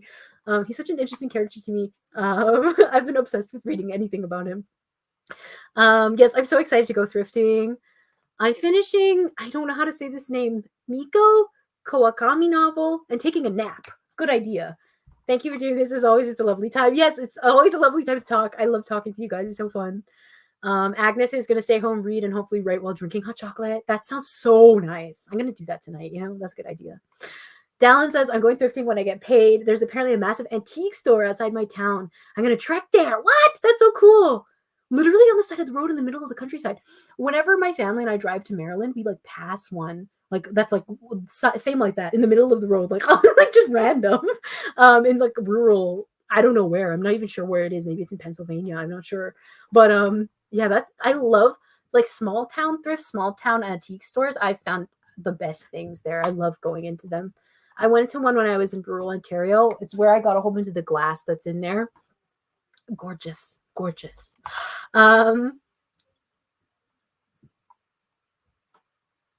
Experience could be both a short horror story and a children's book. Yeah, I think so. I think so. About the elevator. Literally me this week saying hi to the Wham CDs I wanted to buy, but didn't because I was shy to buy a bunch of Wham at once, breaking up my Wham purchases. Oh my gosh, that was me like buying all that Wham from the eBay person. I was like, what are you gonna think about me? But then, you know, it was online, so I didn't have to do the in-person thing, but I wanna go to like I live in Toronto. Like I need to find like some cool stores to go to by myself, and see like what they have and like talk with somebody. It would be fun. I want to work at a music store. I think that would be fun. I don't know. Charlie says, I'm doing reading for Yeti and also going to keep working on this chapter I did during the sprint. Yay! Okay, I'm so excited. I hope it goes well for you. And yes, small town thrifts are life. The city ones are getting too cityified. Yeah, that's like all the thrifts I go to are like pretty city-y. I'm like, girl, why is this $15? It's not fair. But yeah, I like the best stuff. I think the small town ones were more curated. They were so nice, and like the prices, it was like $2. So nice, and the people were so nice. Like my grandma went in with me, and they had a whole conversation with her. And my grandma was like, "We're from out of town," and then, "Oh my god!" And you came all the way here, and I was like, "Yeah," it was so nice. Love HMV, but there's an indie music store in the same store that I'm going to make my next personality. Yeah, okay. I need to find, but there's nothing close here. We all have like the big stores, and now we don't even have those. It's not fair. You miss HMV. It was just the nostalgia factor. I wanted to buy. They were selling the T-shirts, like the employee uniforms. That's a thing to do. Anyways, I wanted to buy one so bad, and to this day, I regret not buying one of the HMV shirts. That would have been fun. Anyway, no problem. I'm gonna end off here. Always miss the sprints. Oh, it was only one sprint. I'm so sorry. When I get more into writing, we'll do more sprints. It's just kind of like we're doing a small like shift back into it. So yeah, it's been nearly 2 hours or 3 hours. Sorry. So thank you so much for coming. Have a wonderful weekend. Happy Friday. And I hope you all have like joy this weekend. I'm sending joy to you. Thanks, guys. As always, it's going to do that awkward sit here and stare. So I will do that. Okay. I will see you hopefully next week. Hopefully. Okay. See ya. Bye.